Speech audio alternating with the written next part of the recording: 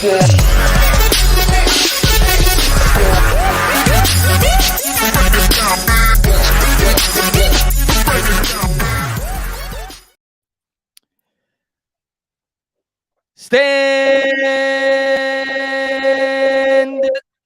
up, New York Giant fans. Baddog, we're here.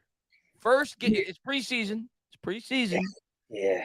But first football game we've gotten to see for the New York Giants since January. Yes. Pumped. Ready to go. You're going to see a lot of our rookies, I'm sure, the younger players, but still, it's padded. It's football. It's hitting. It's throwing. It's catching. It's whatever. It's football season, baby. We made it. It's a long wait. But we're going to have some football, even if it doesn't count. It's just some preseason stuff. It's football. I'm excited for it, and I know Giants fans are excited for it. And we're ready for a good season. And tomorrow night, obviously, we're going to get a look at the young guys, and we're just going to hope that there's no injuries. That's always the key. Preseason training camp, that's always the key. Going to say hello to some of our regulars in here. Big Daddy's in here. King Trizzy, Ryan D, Chris D, Papa Guzzo, Afghanistan, Jermaine Mo Brown. What's going on? Ray W. Thank you to everybody for being here. Thank you guys for all the support. Hopefully you guys are excited as we are, as we're going to get into it. We're going to get into training camp. Came out today from Stapleton that we were talking about it briefly before we went live. Doesn't look like Thomas is going to play along with Bredesen. So I think that's a clear indicator that Daniel Jones not going to play. Obviously, we expect Barkley won't play. You got to figure Waller won't play if Jones isn't playing. What's the point of putting out, same thing with Paris Campbell. So I expect to see a lot of the younger guys. Jalen Hyatt's going to get a lot of time, probably. Deonte Banks, that's, you want to get a look at him for sure. But expect a lot of the veterans probably to sit this one out, especially being that they already got to really analyze their number ones because they got to practice against Detroit for 2 straight days, ones against ones. So Dable probably feels like, okay, I got my exposure to the ones. They got enough experience going up against the opposing team's ones, and they're probably going to take advantage of that and not risk injury in this game. Oh, without question. I'm sure we'll see John Michael Schmitz. I'm excited to see Eric Gray. Boomer Sooner, baby. I know he's going to get some carries. I think we'll see some Colin Johnson. I'm obviously a big fan of Colin Johnson. I feel like he was going to make the team last year till he had that Achilles tear. You'll probably see Cole Beasley. It'll be interesting to see what they do. And again, this is all about evaluation. It's never great football, obviously, because it's not the number ones against the number ones. But these are guys in the same level that are fighting for, to make the roster, to impress, the depth chart and everything else. So it's still competitive football, which is what makes it great. You know what I mean? Because again, they're about the same level. So I'm really anxious to watch it. Like, I am super freaking pumped about Jalen Hyatt. As a guy that was a sprinter in high school, I mean, it certainly didn't run like that guy. I mean, he's got a jetpack up his ass, for crying out loud. I just want to see him run.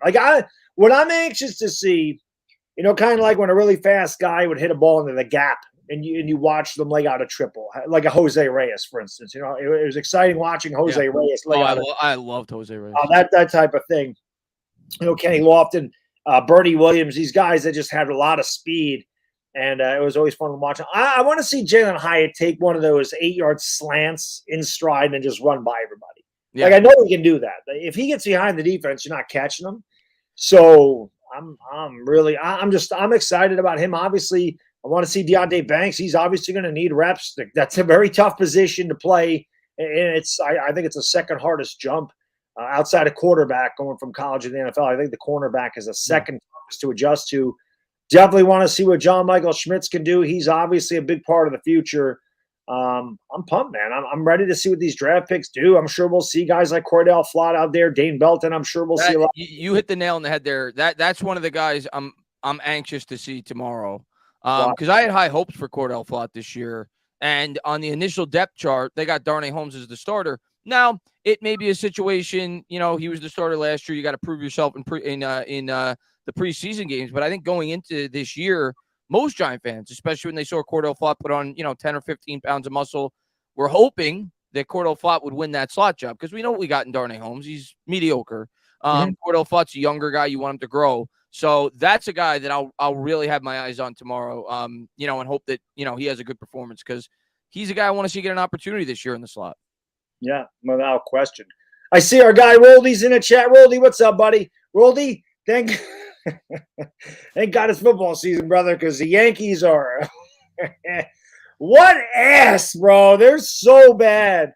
But this is a football stream. We won't talk about New York baseball. Forget it.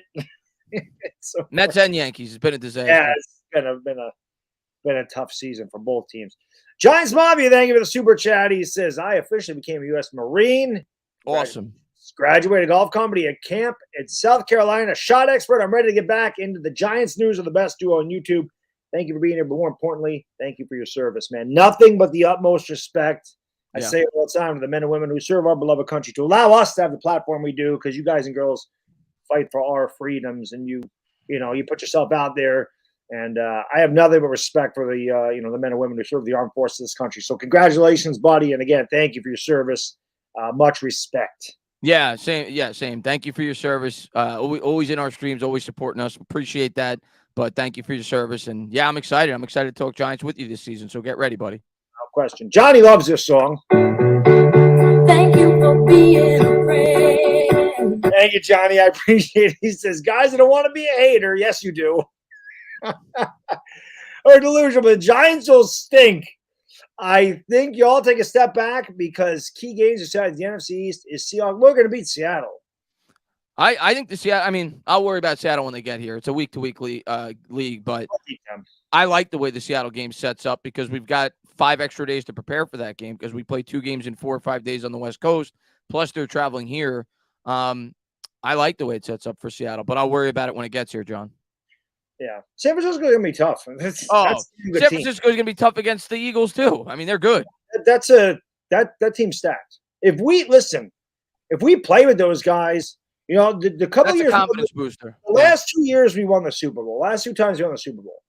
2007 we played the Patriots last week of the season. They were trying to be undefeated. Both teams played their starters. Both teams tried to win. We were up 35-22 or whatever it was in that game. And we ended up losing 38-35, but we gave them everything we wanted, or they wanted, and we grew confidence. And in 2011, it was the same thing against the Packers. They were undefeated. They won on a pass interference call, but we played really tough against them, and we lost by the same score, 38-35. So I'm telling you, if the Giants lose to San Francisco 38-35, the Lombardi Trophy's coming home. That'd be nice. Yeah, that'd be nice. San Francisco's really good. So I just want to give a shout out to Roldy. I saw he said hi, Chris, in the chat. That's my best buddy. What's going on, Roldy? Good to see you in the chat. Awesome. Hope you're ready for Preseason. We'll be streaming it tomorrow on my channel, so come on by. But excited to see you in the chat, man. No question. I'm excited to see everybody in the chat. But what I'm not excited about is there's only 104 likes and there's 376 people in here. We got to be better, man. It's Giants football season, baby. Let's go. Let's go. We're back. Got to make sure you subscribe to entertain a link there because 50,000 he's doing a 24-hour stream, which, mind you, a week from Saturday, I'm doing another one. 24-hour stream, August 19th, 9 a.m. to August 20th, 9 a.m. The charity this time is Stand Up to Cancer. Hopefully you guys and girls will come by. I've lined up some guests. I have a pretty good one. I'm not going to say who it is, but I'm pretty sure I got a pretty damn good guest coming on. So nice. Any hints? Yeah. Not yet. maybe next week when we do Aaron Boone. Is it Aaron Boone?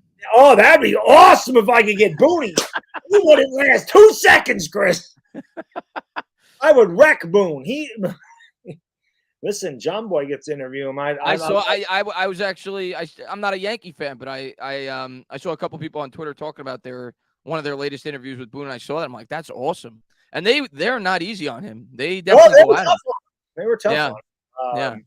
Yeah, I'm not John Boy. The John Boy guys were doing like good cop, bad cop though. One guy was being the nice guy, the other guy was being the jerk. But it was a good interview. I would be the jerk, and then the asshole to him. That's the way it would go. Peter, thank you for the super chat. I appreciate you, my friend. He says McCarthy is a collapsed testicle. We beat Dallas week 1 book, and that would be the greatest ever if we could get off to that. And I think we can beat Dallas that first week. I've said it. Maybe I'll be wrong. I've been wrong plenty of times. But Pete, I agree with you. I think we match up well with Dallas week 1, and a big part of it is coaching and having all that time to prepare. I think we have a big advantage over them. Ayub, our favorite Daniel Jones hater in the house, he says, Jalen Hurts is him. Why don't you go root for the Eagles? You don't need to be a Giants fan. Go root for the Eagles. They got a lot of people jumping on the bandwagon. I don't get, and I like Ayub. But I don't get Daniel Jones. I don't get Giants fans who puff their chest out because the Eagles quarterback got rated the 3rd best player in the NFL. So I said you should go root. I don't get it. I can't figure that out either. But since you like him so much, I mean, shit. Like I said, they have guys jumping on their bandwagon all the time. Every time they're good, somebody jumps on the bandwagon. Nobody was here in 2017. After 2017, though, whoa, they all came out of the woodwork. So it is what it is. But DJ could only dream. I don't give a damn if DJ's 3 or left off the list. I want wins. I don't care. I just want to win. Exactly. I don't care. What was Eli Manning rank going into the 2011 season on the top 100 list? He probably wasn't on it. Yeah. I'm not too concerned about what the players think of other players. That's doesn't even matter. All you need to know, Ayub, how much legitimacy is behind that. Andrew Thomas wasn't on the list. Right. So that number 3 for Jalen Hurts means nothing. Put it in the trash. It means very, very. It doesn't. Like I said, at the end of the day, just want to win games. I don't care if Daniel Jones is 303rd or 3rd. I don't know. Win football games. That's it. That's all I care about. It's at the end of the day. I don't care about stats. I don't care about. Like I said, I care about the damn team. Yeah. If we're going to win, Daniel Jones has to be good, but he doesn't have to be the 3rd best. Listen, we were 9-7-1, won a playoff game, and he's not in the top 100. So if he improves, we could be even better. But are you telling me? Listen. Jalen Hurts can have that 3rd overall spot. Like I said, Daniel Jones can be left off that list, and we win a Super Bowl. I don't give a shit. I just want to win games. Don't care. Games. Johnny, thank you. He loves this. Johnny, my man. Fly. Well, you almost got me. Fly Eagles into the side of a dumpster. But love you all, guys. Dallas stinks. Dallas does stink. Screw Dallas. John, we could always agree on that, man. We don't agree on a lot when it comes to sports, but we certainly agree on that.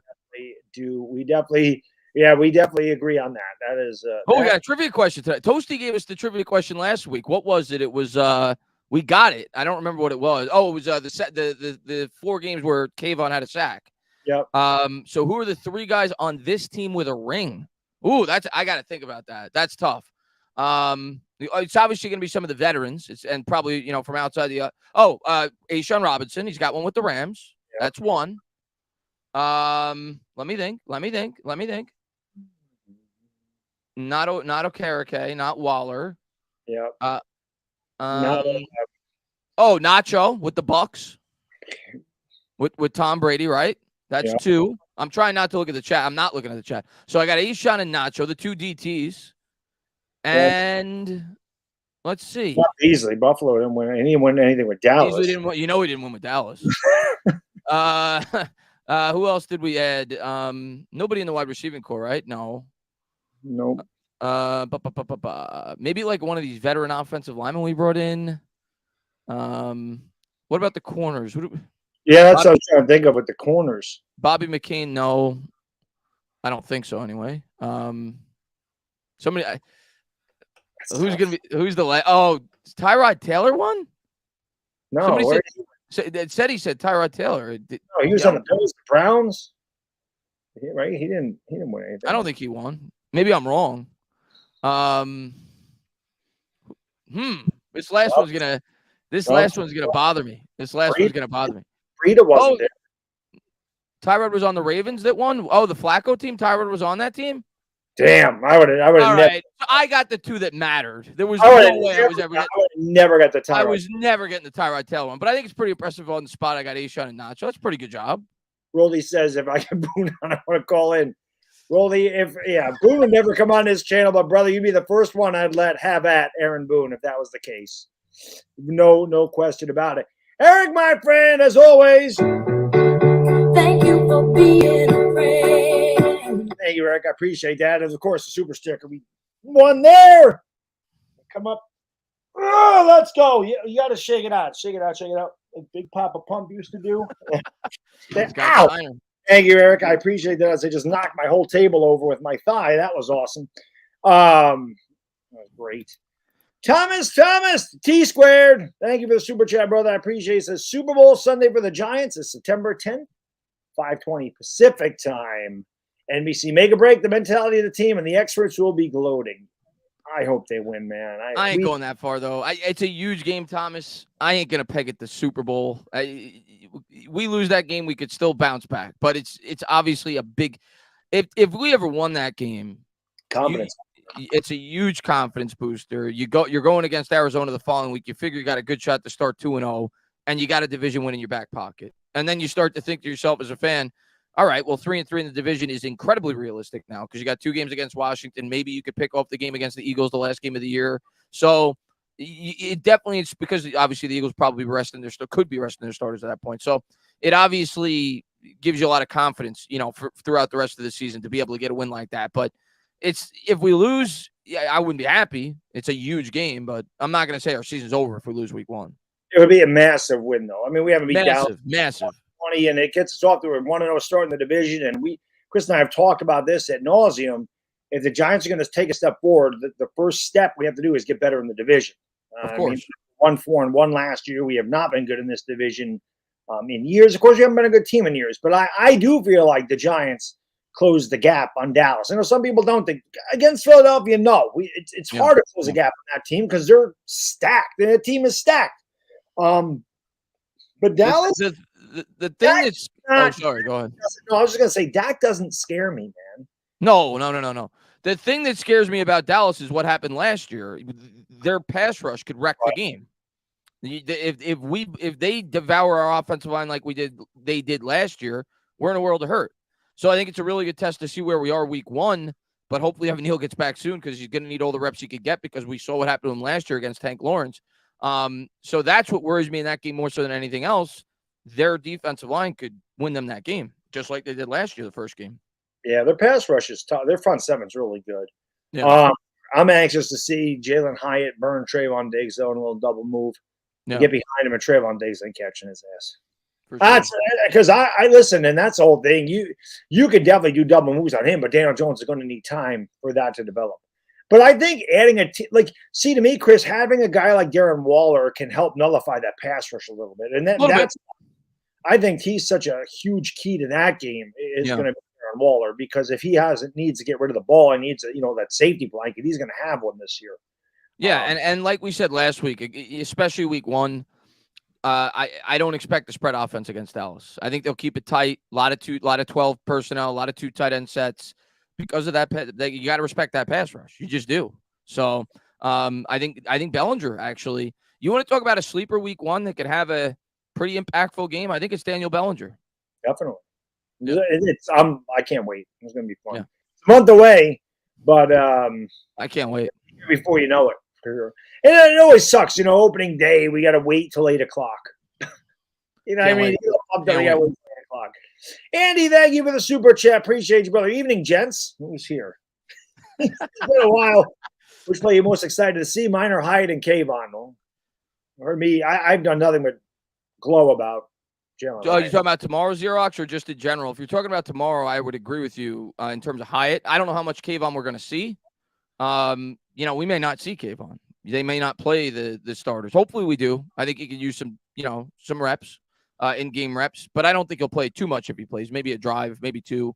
But yeah, I'm really excited for the year. Kayvon. I mean, Daniel Jones is the guy I'm most excited for this year because I think he could take a big jump. As I've said, second year in the system, more help around him. But Kayvon is a close second, and I've said that. I think Kayvon could really break out this year. That's a guy I'm certainly going to have my eye on. And now that he's got more help on the other side with Aziz, that should only help him even more. So I'm excited to see the jump he could take year 2 for sure. Yeah, no question about that. I mean, I'm excited to see Jalen Hyatt. That's really the guy that I just, like I said, we haven't had a guy like that. I don't know if the Giants have ever had a guy with that kind of speed. It's rare, and he's been awesome in training camp. So I'm definitely looking forward. And you think about these play callers with a guy with his kind of speed, and I know he's still got a lot to work on in terms of the route running. Even, it's so good in practice, but you're going to get put to the test come game time. That was the book on him. He's kind of limited in terms of his route tree. We'll see how he does at the NFL level. I'm excited about it. But you think about these play callers, if you could ever get a guy like that out in space, whether it be a wide receiver screen, whether it be a quick crosser across the middle, and you're able to get him some separation. He's a guy, like you said, that could take a 5-yard pass to the house anytime he touches it. So he's definitely a guy that defenses are going to have to pay attention to this year. There's no denying that. Without question. Big Daddy, thank you for the super chat, brother. Appreciate it. He says 12-4, well, maybe 12-5, 17. How about 13-4? I'm greedy. 13-4. I don't. Record don't matter. NFC East and Super Bowl winner. I'll take it. Big Daddy. I'm gonna give you some confidence. I'm not predicting what you just did, but I love you. I'm gonna give you some confidence. Bad Dog. Do you know what the over/under was for the 2000 New York Giants before the year started? 7.5. You know what the over/under is for this team? 7.5. Let's shock the world. Let's shock the world. You know, I know that, Chris, because I did a video on the fact that they. Oh, you did? Yeah. Yeah. So last video I did because I thought the guy, I can't remember his name. He's a betting analyst, and he did an article for Yahoo Sports, and he talked about why they're not high on the Giants. And I read the article, and I thought he did a really good job. Like normally, you know, we've seen Le'Veon Bell and you know, Shady McCoy and all these other guys, Cowturd. You know, they just blindly hate Daniel Jones. It's just blind hatred, drive a wedge between him and Saquon, all this crap. You know, they try to do that. But he actually, it was well thought out analysis. And I was like, this is good criticism. Like, I can understand where he's coming from. The first 6 games of this season are brutal. Yeah. If we can get out of here 3-3, we got a really good chance. Especially if one of those comes against Dallas. You're right. But if we get out 1-5, well, you know, you're not as confident. A lot can go. Those first 6 games are really tough. So I understand it. You know, he said sometimes to go forward, you got to take a step back, and that's kind of where he was with the. And like I said, I broke it down. I thought he did a good job on it. I disagree. I still think we're going to win 10 games. I don't think they're going to win 6 or 7, like he said. But I understood where he was coming from. I can understand people that have that mindset this year because of the challenge. I think pretty much everybody's in unison that they're going to be a much better team. But I think they look at the schedule and they say, well, they could be a much better team and still win 7 or 8 games. And I understand that. Yep. I believe in our coaching staff. I think we're going to find a way to win at least 9. But you can't predict anything in the NFL because there's so many injuries. You can't predict that. We go into the year with, I think, reasonable expectations. 9 or 10 wins if we could stay relatively healthy. I think that's reasonable expectations for this team going into the year. Without question. 211 likes, 538 in here. Come on, baby. We can do better than this. We can get those likes all the way up to 300. I know that can happen. Ain't gonna break your finger. It takes 2 seconds. You move the mouse to the thumbs up. You click it. Boom. Done. Click it or ticket. That was something they used to say way back in the day. Raphael, thank you for the super chat. Beer of choice. Depends on the time of year. True that. October is always a good Oktoberfest from Sam Adams. Yeah, I mean, it depends on my mood. Yeah, October you could. IPAs are good in October. IPAs. Summer, you always want kind of a lighter beer. Winter, I always like a good. I could have a Guinness. Stout. Yeah, Guinness. I love Guinness. I could have Guinness year round, but it's more appropriate in the winter. But it depends on the time of year, Raphael. I am definitely an oatmeal stout guy in the winter. I love oatmeal stout. Good, like a Brown's oatmeal stout. Brown's is a local brewery up here. Yeah. I definitely like a good that, but Chimay Grand Reserve is that's like I love Chimay Grand Reserve. That is a damn good beer, and it is dark, and it's like 9% by volume. That's a good. I've had Chimay. Chimay is very good. It's a good brewski. It's a nice high end brewski. Toasty, thank you for the super chat. There it is. Taylor one is a back of a Baltimore. I would have never would have gotten that one. I'm impressed that I got the first 2, but I would have never gotten that. That was a good trick question there by you, Toasty. That was a very good question. I kill your vibe. Thank you for the super chat. Appreciate it. For all the $5 super chats, just get out of the way. Thank you for being a friend. Daddy, you watching the grandmas? That's what he says.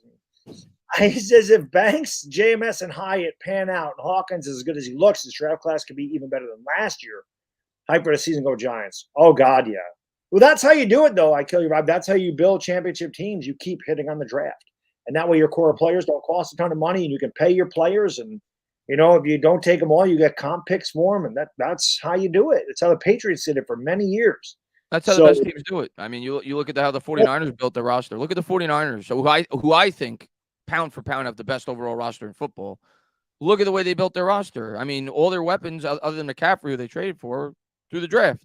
Debo, Ayuk, Kittle, like, it's all through the draft. So, several members of their offensive line, Bosa, Warner, the linebacker, their core is through the draft. That's how you build in the NFL to have sustained success.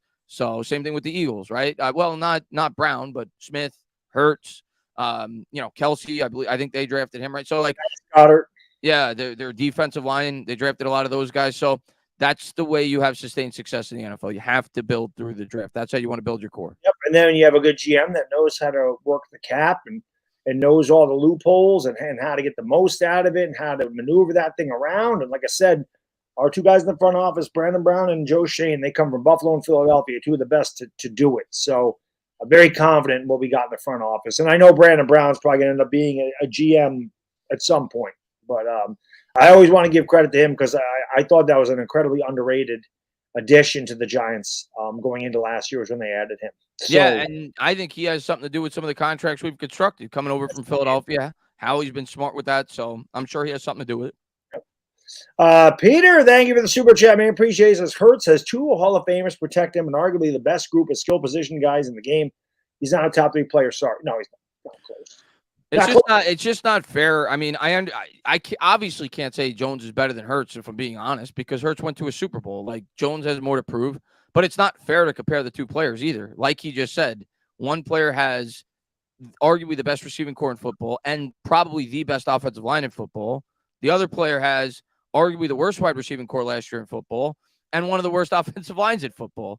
And he was in the first year in a system. So it's apples and oranges. It's like comparing a Maserati to a Toyota Prius in terms of the help around them last year. So it's not fair to compare the players. It's just not. Let's get our Prius into at least a Ford Mustang over the next couple of years, and then let's compare the quarterbacks.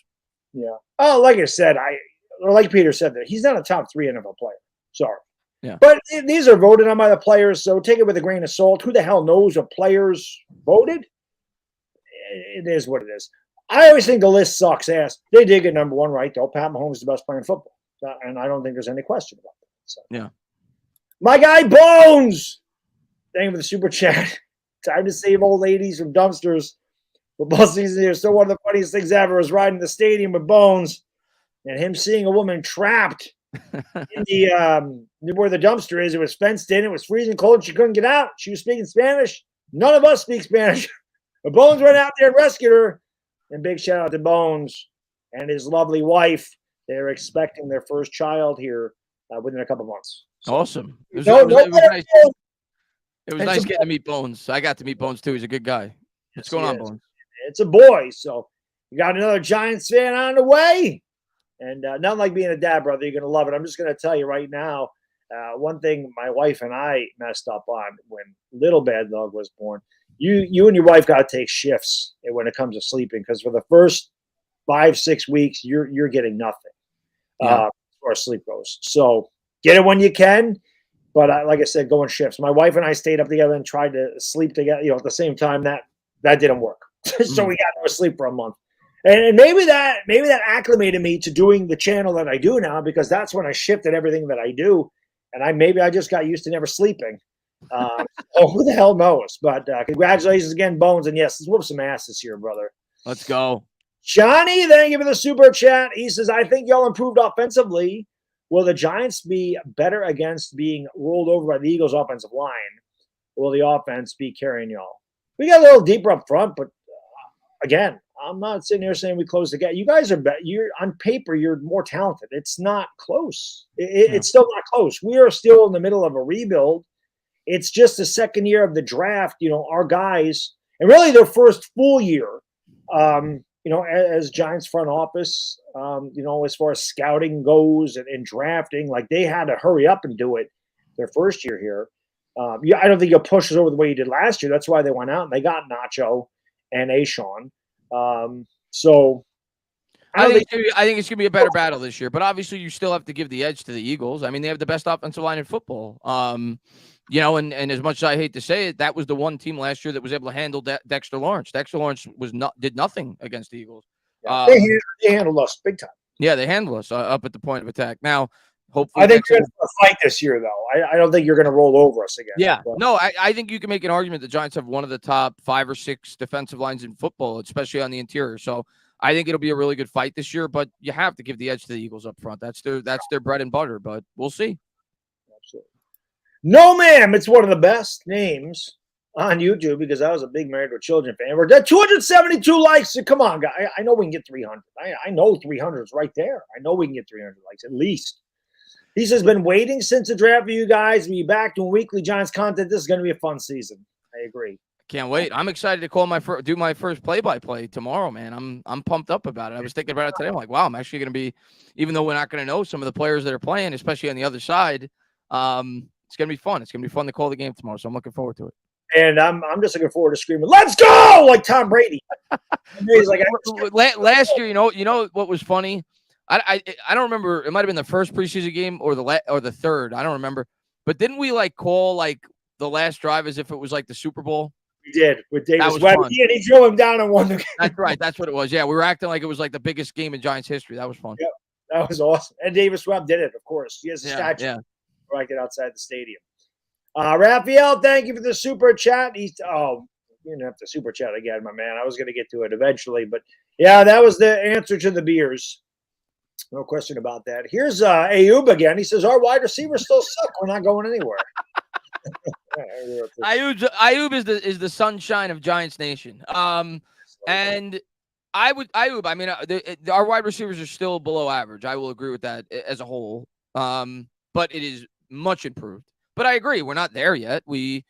I would say we're still in the if you include Waller, I would say our overall weapons, if you include Waller and Barkley, is at least teetering on average. I would say that, but we still have more work to do. There's no doubt about it. We need to continue to build in the draft. But at least we have more explosiveness now in this offense this year, which was pretty much impossible not to. But you add a player like Campbell, you add a player like Waller, you add a player Jones second year in the offense. I want to continue to say that. I think that's a huge factor. And, of course, Jalen Hyatt. So I think there's reason to think that this could be an even better offense than they were last year. But I agree. We still need more explosiveness, and it will come. It's not a one-year building process. It's going to be multiple years. He inherited a dumpster fire. You're not going to get out of that in 1 or 2 years. It's going to take probably at least another draft, if not two, to get this team to be a true Super Bowl contender, which is obviously the goal. Yeah, I mean, I'm not saying our wide receiving core is great, but it's better than it was last year. I mean, our number one receiver is not going to be Richie James. Yeah. Isaiah Hodgins, we got at the end of the year. The passing game opened up once we got him. He's still there. Paris Campbell's a nice addition. Jalen Hyatt's speed is a game. It's a difference maker. And then, you added Darren Waller. Again, we're not where the Eagles are. We're not where the Dolphins are. We don't have that type of thing. We're not where the Vikings are. But I think we're better than we were last year. And we're much better in terms of weapons, but and the quarterback's going to be better. Quarterback's going to be better. Yeah, quarterback's going to be better. So again, that's something we do. We definitely need wide receivers. I was glad we got Jalen Hyatt in the third round. It's definitely a need. But like Chris said, you are not changing it in one season. It takes time to build it, but we're going in the right direction. That's really all you can do. I mean, 2 years ago, this team was 4-13. And they scored a total of 30 points in the last 6 games. I mean, it was insane how bad it was. Okay, they were when Daniel Jones went down, we averaged 5 points a game. It was something crazy like that. It was just dumb. It was so bad. Oh my God, the Giants, when Daniel Jones went down 2 years ago, averaged less points than the Mets average runs a game. It was awful. And when you thought it couldn't get any worse with Glennon in there, you got Jake Fromm coming in. We're the back-to-back quarterback sneaks, man. It doesn't get any worse than that. So at least we're moving in the right direction. It's not an embarrassment here anymore. There's reason to be optimistic. I mean, I get that you're still a doubter, but there's reason to be optimistic. Jordan, thank you for the super chat. Appreciate you. He says, glad to see 2 out of my top 3 Giants content creators, along with Talking Giants and Bobby and Justin, back at it again. Thank you, Jordan. Let's have a good season. I hope so, buddy. Good to see you, man. Thank you so much for being here, Jordan. Back at it with another New York Giants video. What's up, Jordan? Little Baddog in the chat. What's up, man? Say hello. What's going on? What's going on, LBD? It is. It's not so little anymore. It's growing like a weed. This kid's going to be a linebacker. All right, I got to work. I know you. I got to work. Okay, go upstairs and mom. I need to ask you something. What do you need to ask me? What do you need to ask me?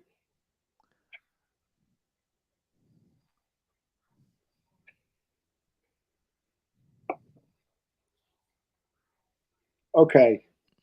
And then you go upstairs, right? Yes. Okay. What is he getting? Something on the iPad? Yeah. Let me see what some of the people in the chat are saying. What's going on, Diehard? What's going on, H2O? Competent head coach or GM who knows that. Well, yeah. I mean, I think that's what we're all excited about. An hour and a half. Okay.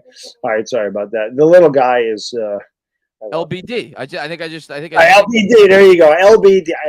It's the greatest thing ever. I love that kid, man. I don't want him to go. I want him to stay that age forever.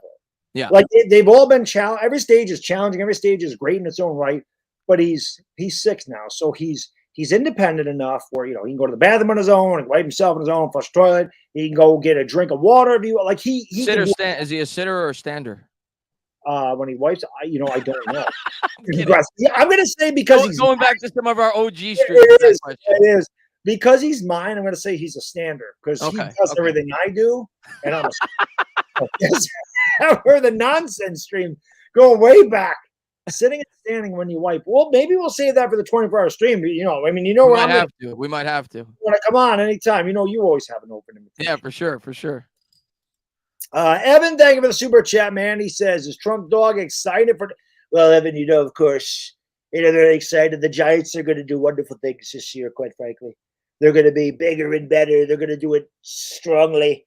Big, strong guys. I love watching big, strong guys. But, don't ask me, I bankrupted the USFL, so quite frankly, I don't know much about football. But don't worry about it. 2024, we're gonna make America great again, greater than ever. The Giants in 2024. When I'm taking office, they'll be winning a Super Bowl. There we go. Big Daddy, thank you for the super chat. He says 12-5, but some guys have to step up without question. I think 12-5 is everything breaks right this year. Like that's our. I'm not predicting it, but I could see it. But everything has Daniel Jones has to become upper echelon. We got to stay healthy.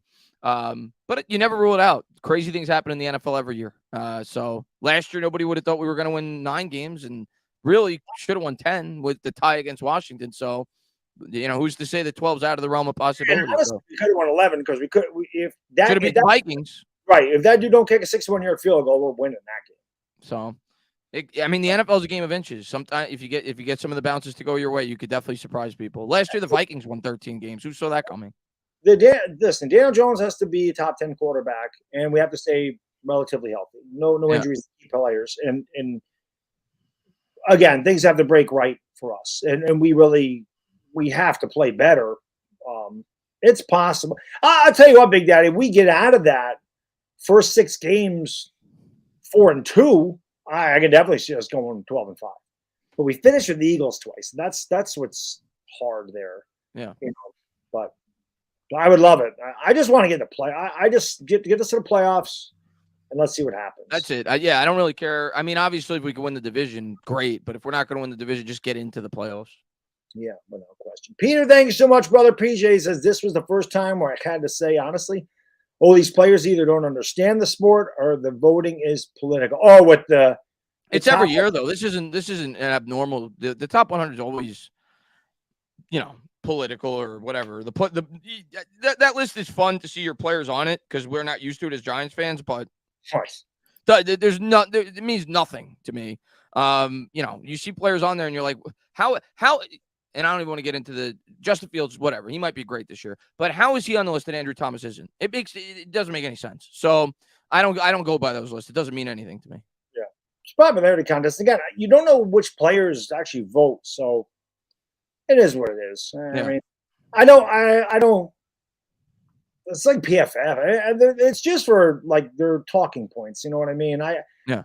Andrew Thomas should have been on that list, though. Let's be honest. Of course.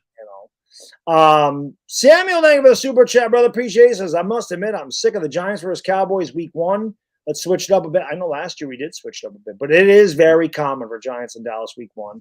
I'd like to see the Giants in Philadelphia week 1, just to get that over with. Get it out. Yeah, we always play them at the end of the year the last couple of years. But it would be great. I agree, Bad Dog. I hate Sunday. Yeah, just because we got, you waited all off season, then you got to wait all day for the games then. And in the last game, the last afternoon game ends about 7:30. You still have an hour before the game. The Cowboys always get I don't know this, but I feel like they always get primetime games early because they're the Cowboys. As Giants fans, I'm not used to this. I'm excited that the team's on primetime games, but I kind of agree with you. Week 1, I prefer not to be on night. Well, we did play a night game a couple years ago against the Steelers, Joe Judge's first game, right? But usually we're not playing primetime early on. I'm not used to that. But the Cowboys, yeah, they get it every year.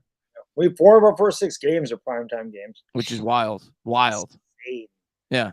Insane. Big moo. Thank you for being a member for almost a year, brother. Do you think most of the rookies would play? I do. Yeah, I think they all will. I expect Banks to play, JMS to play. Yeah, I think they're all going to play. I at least somewhat, maybe a quarter and a half, 2 quarters perhaps, depending on the rookie. Maybe a guy like Hawkins gets a bit more. But yeah, I think all the rookies will get some time tomorrow for sure. I'm just looking forward to, like I said, all the rookies, but Jalen Hyatt and Eric Gray. Gray's the guy I'm excited about because running backs don't get a lot of publicity in preseason, training camp, rather, rightfully so. Like, how much could you really judge a running back when you're doing 7-on-7s and you're not going full force for the most part, so you can't really judge a running back in practice. So it's going to be good to see him actually get time in a game. I'm excited for Gray. I was happy when we drafted him, so we'll see how he does. I'd like to see him explode tomorrow night and kind of move himself up the depth chart. Yeah, without question. And I think it's very possible that he could. Yeah. Steal in the 5th round. Yeah. Goes to Judah Tribe, my favorite flat earther in the house. Bears fan says, hey, Giant fans. Thanks for thanking those kittens. Yeah, no problem. No problem. You get the kittens twice this year. Let's see what you can do with them. But that division ought to be interesting, the NFC North. It's a lot of people picking the Lions to win that division. I am. I'm picking the Lions. I still got to go with the Vikings. You going with the Vikings? Yeah. Still got to. I mean, don't sleep on the Packers. Like, if Jordan Love is good, you can't count them out either. I'm not picking them, but I know everybody's like writing them off. Like, I don't think the Bears will win the division, but I know everybody's like riding them, and they seem like a lot of people think they're going to do good this year. We'll see, but I'm leaning obviously Lions. I'd have Vikings 2, Packers 3, Bears 4. I got Bears still in 4th. Well, hopefully, Judah, we can smack them tomorrow for you too. That'd be fun. Fun. So. Ricardo, thank you for the super chat, man. Appreciate it very much. Why not? Give me a hell yeah. What's going on, Ricardo? Chris and Baddog, you guys remember baseball season as bad as this for both New York teams? I'm so ready for football. Can't watch these teams. I'm real interested in seeing Trey Hawkins and the safety. I don't remember the Mets and Yankees being really poor at the same time. Yeah, because the Yankees usually aren't poor. The Mets are poor a lot. In lot. the late 80s, the Mets are pretty good when the Yankees weren't. Yeah, since I've been watching, I mean, the Yankees were always good, really, since I've been watching the sport. They had 1 or 2 down years, but they were still like a wild card team. So, like in 2015, for example, the Yankees were okay, but the Mets were obviously really good. So this is really the first time where both teams are, I don't want to call the Yankees really bad, like in the grand scheme of things. For the Yankees, they're really bad. In the grand scheme of things, they're still a little bit over 500, but obviously a big disappointment. And the Mets are awful this year. So, yeah, I think that since I've been watching baseball in New York, it's the worst it's been, I think, for at least 1 year, especially for teams when coming into the year at such high expectations. And I think they're the 2 highest payrolls in baseball. 2 highest payrolls in baseball. The Mets coming off, like we said last week, their 2nd most wins in franchise history. For them to fall this flat. And the Yankees, obviously, you were thinking we're going to win at least 90, 95 games going into the year. So, yeah, I think you hit that on the head, Ricardo. I think since I've been watching baseball, which is mid-90s, this is as bad as it's been. Yeah. And I don't think you're alone, Ricardo. I think everybody's anxious to see Trey Hawkins because he has been the talk of camp. I don't know if you saw, I interviewed his college coach on the channel yesterday. I haven't watched it yet, but I did see that he was on there. But it was a really good interview. Definitely a lot of insight on Hawkins. I'm excited to see him play tomorrow. I'll definitely be rooting for him too. But that's where your money's made. You hit on these 5th, 6th round guys. That's where you're making your money, especially that position. I mean, you hit on a guy that becomes a CB2 in the 6th round. I mean, that's enormous. CB3, you get a slot in the 6th round. That's what I mean. If you get a guy that's any kind of impact in the 6th round, especially as a corner, because it's such a tough position, I mean, that's a huge W. Yeah, for sure. Definitely anxious to see that. Sports biased. Thank you for watching from Dan. I always appreciate that very much. He says, Dan, apologize for that. You're a dad. You're being a dad. Little Baddog for president. Nah, no politics. I like to imitate Trump because people think it's funny, but I don't want my kid into politics. No, you can't even talk politics anymore. You never really could, but now it's just too. It's way too combative, but little bad dog for maybe president of a company that we could. Yeah, why not? But appreciate you watching, my friend. Always appreciate it. V-Rock, thank you for the super chat, brother. Appreciate it. Says New York could use more help at linebacker. Yep. What do you think about resigning JPP? He could be a great depth piece. I mean, I'd be open to it. I just, if he's willing to come here for really cheap, I know people have been talking about that, but how much of an impact is he going to have? But sure, I mean, we need depth there. I'd be open to it, but we'll see. I think they're going to add somebody for the right price. Veteran. Yeah, and I think they're going to add a linebacker because there was rumors that they were bringing in what's his name, the ex-Vikings linebacker, Anthony Barr. But that kind of fell flat. But the fact that they were showing some kind of interest there, you got to figure they're still monitoring the free agent landscape at the linebacker position. So I definitely think they're going to add some players, but they may wait until teams cut down to their final 53 and maybe you pick up a couple of, loose ends somewhere that you may like a couple of players. So I think they're going to still add at least 2 or 3 more depth pieces to this defense. Probably an edge and a linebacker, if I had to guess. Yeah, we can definitely use one. I mean, for me, JPP brings a lot of experience. He's won 2 Super Bowls. He'd be a good, locker room guy. And, the young guys can definitely learn from him. I mean, he had a really good career with the Giants. He had that mishap. I mean, that was the thing that kind of screwed him up here. But still went out with, after the mishap and still was extremely well, a really good player for Tampa Bay. So, again, for the right price, he's not going to make a gigantic impact, but, in a spot, he definitely can make an impact play. He's a depth guy. He's, right. I wouldn't expect much, but they could use a little more help on that spot. I wouldn't be opposed to it. That's what I'm saying. Word, thank you for the super chat, man. He says, "Go Giants! Hope for a great season. Wish you guys a great season." Thank you, sir. What's going on, Word, man? Thanks for popping in, buddy. It's a great hat. Appreciate it. That's a fantastic hat. I think I have that someplace, that hat laying around. I'm sure I do. I know I do.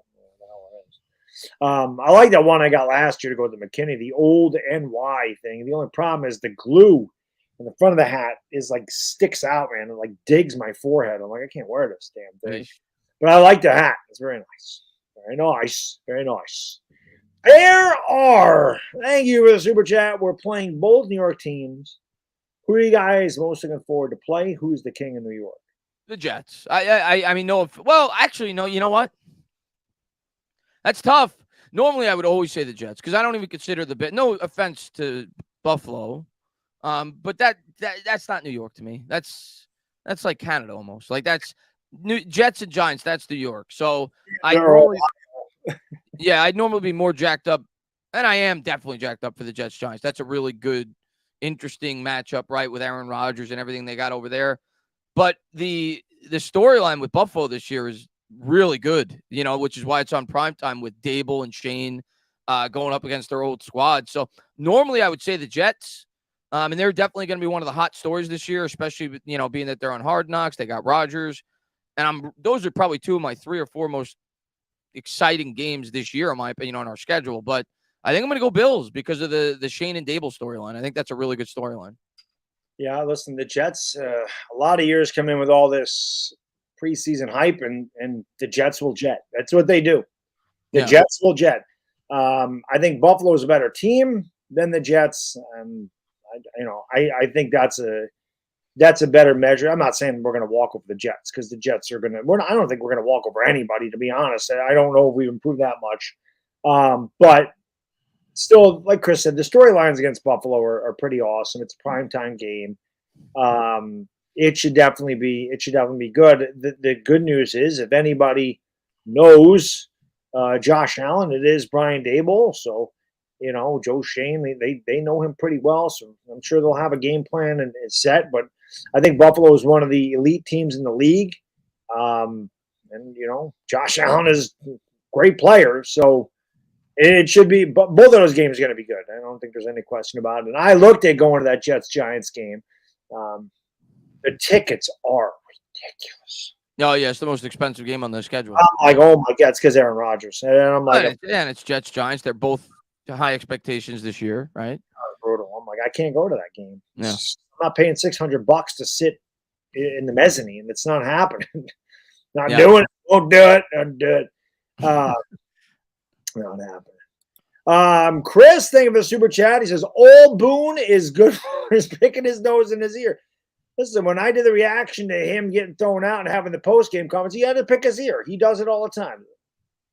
Oh, I thought we had some good at-bats. I know he struck out 18 times, but we made him work. There's no way. There's no way he survives this year. The question is, does Cashman survive? But yeah, they already said they're bringing Cashman back next year. Oh, they already said it. I missed that. They already said Hal's a wuss. Hal can't make any decisions, and that's why he just leaves Brian Cashman there, because he can't make a decision. He could never figure out how to hire a GM. Our owner sucks. This is going to be a problem for the Yankees because Hal don't know what the hell he's doing. Hal's not a baseball owner. He's an investor. He's not a baseball owner. Yeah. Sucks. He sucks. I feel like, George Costanza's dad, Frank, what the hell did you trade Jay Buhner for? He hit 30 home runs. He's a rock for an arm. You don't know what the hell you're doing.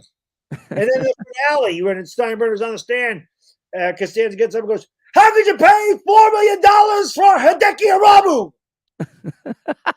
I feel about Hal. Sucks. It's been a terrible year for the Yankees. Johnny, thank you for the super chat. Chris, who can make the World Series, the Braves or Phillies? I mean, anything could happen, right? When you get in, anything could happen, but the Braves are the better team. I mean, the Braves have been like the best, one of the best teams of baseball this year, if not the best. I don't know what their record is because I haven't been keeping up with it. But the Orioles are actually catching them for the best record in baseball. Who the hell is that? Yeah, but I mean, I think you got to label the Braves the favorite right now. You have to, right? I mean, they've been the most consistent team in the National League. But anything could happen come playoff time. So it's who's ever hot. That's the way it seemed the last couple of years in baseball. Whoever goes in hot, could go on a run. Definitely. I think the teams with the best pitching. Yeah, usually. Is what could happen. So I never count out the Dodgers. I mean, that team is. No, you can't count out the Dodgers. They're always good. Jake, thank you for the super chat. Name any 3 people, dead or alive, you wish you could sit down and eat dinner with. Why? That's a really tough question. I mean, I'm trying to think. I mean, I think I'd want to have like one really smart political figure, maybe like Abraham Lincoln, maybe George Watt, like one of the OG presidents, maybe JFK, probably one of them. I would say Eli. I think I'm gonna say Eli. He's my favorite Giant of all time, and I think it would be really fun to actually get to see his personality up close, and you really start to see him let loose since he's retired from the Giants. So I'll throw Eli in there. And I'm just going to throw in Gal Gadot because I think she's the most beautiful woman on the planet. So I'm going to go Gal Gadot. I'm going to go Abraham Lincoln. I'm going to go Eli Manning. That is freaking tough. For me, Mariano Rivera, because can't go wrong there. He's just my favorite player in the history of sports, and such a class act. And very soft-spoken guy. Just nobody's ever said a bad thing about him. I mean, there's a reason he's the only guy in the history of baseball to go in to the Hall of Fame unanimously. Nobody's ever said a bad thing about Mo. So he would definitely be one. Ted Bundy, because let's face it, man. Ted Bundy would be one of the most interesting conversationalists ever. Listen, these serial killers, dude, the way they think. What would that conversation be like at the dinner table? That's why I would want you, Mariano Rivera, and Ted Bundy. Right. Who's going to be the third guest? I can't wait to hear it. The third guest? I don't know. Probably Alyssa Milano, because you need a crazy Italian lady. Plus, I've always had a crush on her. So, yeah, but Ted Bundy, I'm telling you, man, I just think that would be it would be very interesting to talk to Ted Bundy because he's full of shit. Oh, he's definitely interesting. I mean, that's the thing. I would love to get into the mind of a serial killer and just try that. I can never. That's why they're so intriguing to me, and that's why a lot of people are fascinated by him, because how can you commit such heinous crimes and then act like nothing happened? Like, how is that? How does a human being do that? So yeah, I've always been really intrigued by him. Like, just how can you do this? So he was a smart guy, he was a likable guy, everything going for him, and The guy next door doesn't look, nothing abnormal about him except for he killed people and took their heads home. And yeah, Ted Bundy. It's an interesting conversation at the dinner table. That's why I want it. I don't know if you'd be able to eat, but I could eat. We'd have to give him steak and eggs. That's what he had before he went to the to the election chair. So you can have that. you'd have to bring a bodyguard with you. He ain't gonna mess with me. I'm not a woman. Alyssa true. Milano might have to be careful. That's true. He ain't gonna mess with me. That's true. Big Moo, thank you for the super chat. Appreciate you, my friend. He says, how many guys in the practice squad can we protect each week? 4. 4. There you go. Yeah, it's 4. I'm pretty sure. Yeah, it's. I'm almost positive on that, Big Moo. I think it's 4. So team's going to be grabbing our wide receivers every week. We have some money. Yeah, but you know what? We can't keep them all. So I'm not worried about it. If we lose David Sills or Colin Johnson or Bryce Ford Wheaton, if they don't make the team, it is what it is. It's not, it happens. I know everybody's in love with Bryce Ford Wheaton. If we lose him, we lose him. But I'm not going to worry about that. It's good. That's a good problem to have when you got 8 or 9 receivers and you're worried about losing one of them. Yeah. We're not used to that. Yeah. Professionally certified hater. Thank you for the super chat. Appreciate you, my friend. Can't wait to week 8. My Jets versus the Giants. I'm surprised that's not a primetime game. Yeah, I'm a bit surprised. I mean, how many are we going to have early on? But yeah, I agree. I'm surprised that didn't get one of them. I'm surprised Seattle got the primetime with the Giants and not. No, is Seattle primetime? It's Niners. It's Cowboys. Dallas. It's Bills. Seattle is one of them, is it? Huh. Seattle after a long week, yeah. Oh wow, I didn't realize. I know we got the Packers as a primetime game too.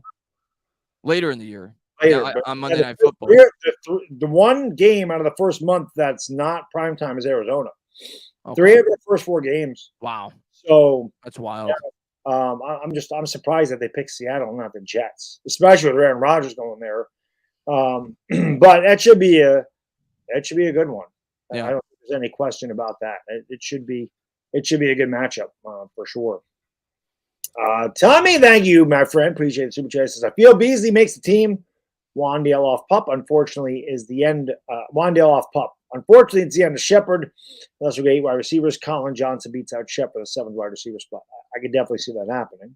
I wouldn't be shocked if Shep misses the team. We'll see. I think it's gonna come down to health because I'm gonna be honest with you. One of these guys is probably gonna get hurt. One of them. One of these guys competing is probably gonna get hurt. But if they all stay healthy, if Beasley's gonna make the team, and it looks like he's gonna, by all accounts, and if Wandell's ready to go, like people are seemingly saying, that at that point you got the obvious top 4 that we've talked about extensively: Campbell, Hyatt, Slayton, and Hodgins. Wandell would be 5 if he's going to make the team. If Beasley makes the team, you got 6. Usually, you're going to want your 7th guy to contribute to special teams. Shep's not going to do that, right? So, I don't know. I wouldn't be shocked if he missed the team, but injuries happen, right? So we got to let it play out this next month. No question. 625 in here, 371 on the likes. We're getting there. So it's time to get 400 likes. It's also time for you to subscribe to the Entertain Talk Sports if you haven't, because again, when he reaches 50,000, he's got to do a 24-hour stream. So we got to get him to 50,000. So it's going to happen by the end of the football season, but we got to get him there. And again, just a reminder, I will be doing a 24-hour stream next Saturday, the 19th of August, 9 a.m. I'll start. I won't stop till August 20th, 9 a.m. Got some good guests lined up already. Still working on more. Of course, Chris is always welcome. So yeah. I'll try to make an appearance for a bit. So yeah, it should be good. So tell everybody about it. Let's get some people. Got a lot. I mean, I'll have guests. It's August, so I'll probably start just doing them in August. February's tough because there's nothing on during February. But this we'll have football, we'll have baseball, so I'll have a lot of sports on, and of course, when we get into the wee hours of the morning, we just talk about whatever. It's always fun.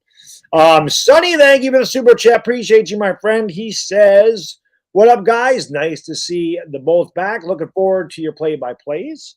Thank you, sir. Excited, but a little concerned about all the hype. Remember 2017 coming off a playoff year only to fall apart. I remember. I mean, I get it, Sonny. That's part of being a fan, though. I'm not going to be scared to be excited about a season after we won our first playoff game in since our last Super Bowl. I'm just not. I'm gonna be excited about it. If we fall on our face, we fall on our face. That year, everything broke wrong. Everybody got hurt. And if that happens this year, yeah, we're gonna have a bad season. But I'm not gonna go into the year thinking that's gonna happen. I'm gonna hope the team can stay healthy and continue to build off what we did last year. But yeah, the NFL is unpredictable. I mean, it's such every year there's so much parity. That's why we love it. But we got to stay healthy. 2017, we didn't stay healthy, so it was an abysmal season. Yeah, I mean, we drafted poorly. We didn't go with the lineman that year. We went with Evan Ingram. Beckham was hurt. He got hurt in preseason. Never really recovered. Marshall got hurt. The members of the defense got hurt. A lot of people got hurt that year. Eric Flowers was terrible that year. That was a bad year. I say it all the time. 2017. Maybe I'm wrong. Maybe somebody in the chat wants me. I'm curious to see how many people in the chat agree with me. Since I've been watching the team, 96-ish. 2017 is the worst year in New York Giants history. You came off a year in 2016 when you went 11-5. You went into the year having at least playoff expectations. A lot of people had the Giants going to the Super Bowl when they got Marshall and they added Evan Ingram. The Giants finished with 3 wins, or whatever it was. We got the second pick. 3 and 13. And it was the first time we had the second pick since the LT pick. In terms of picking that early in the draft. So we had high expectations. We fell flat on our face. Not only was it a horrible year for the Giants, the Philadelphia Eagles won their first Super Bowl. I can't picture a worse year for a New York Giants fan. So for me, I don't even think it's close. And the Eli thing happened in 2017. Couple that, the Ben McAdoo thing. I don't even think it's a debate. Since I've been watching the team, 2017, when you couple the Eli embarrassment, the Eagles Super Bowl, and falling flat on your face with 3 wins after you made the playoffs the year before is the worst season in New York Giants history. Yes, that includes Joe Judge's clown show. Yes, because we didn't go into the year with the same expectations. The Eagles didn't win the Super Bowl. Yes, that was the worst season for me since I've been watching the team. 2017, it's bittersweet for me.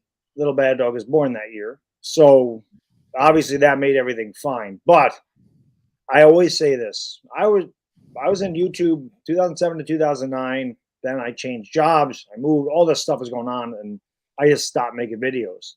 I came back in 2014, and I was just a trash talker. Things are way different 10 years ago. Guys that knew me 10 years ago know that the content on YouTube was way different. There was no live streaming. There was none of that. There was no StreamYard. There was no OBS. None of that stuff existed. So I was just a trash talker. In 2017 came around. Number one, I got humbled because the Giants lost 13 games for the first time in their franchise history. My kid was born and the Eagles won the Super Bowl.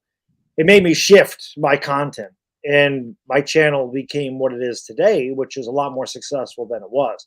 So it's bittersweet. I mean, I think that for me, like Chris said, that was rock bottom as far as me being a Giants fan. The fact that they did lose 13 games and the fact that the Eagles did win the Super Bowl, and I knew they were good. I think they beat the Panthers in one of the games. The Panthers were really good. And I'm like, this team is good. And I'm like, Carson Wentz is good. I'm like, this team is scared. Like I was afraid that they were going to win the Super Bowl. And then when Wentz went down, I'm like, well, shit, they might not get it done now.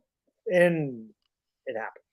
2017 is one to forget for a football fan. Worst year, in my opinion. At least since I've been watching the team. Worst year in Giants history. Like I said, I got kid that year, so for you as a human, everything.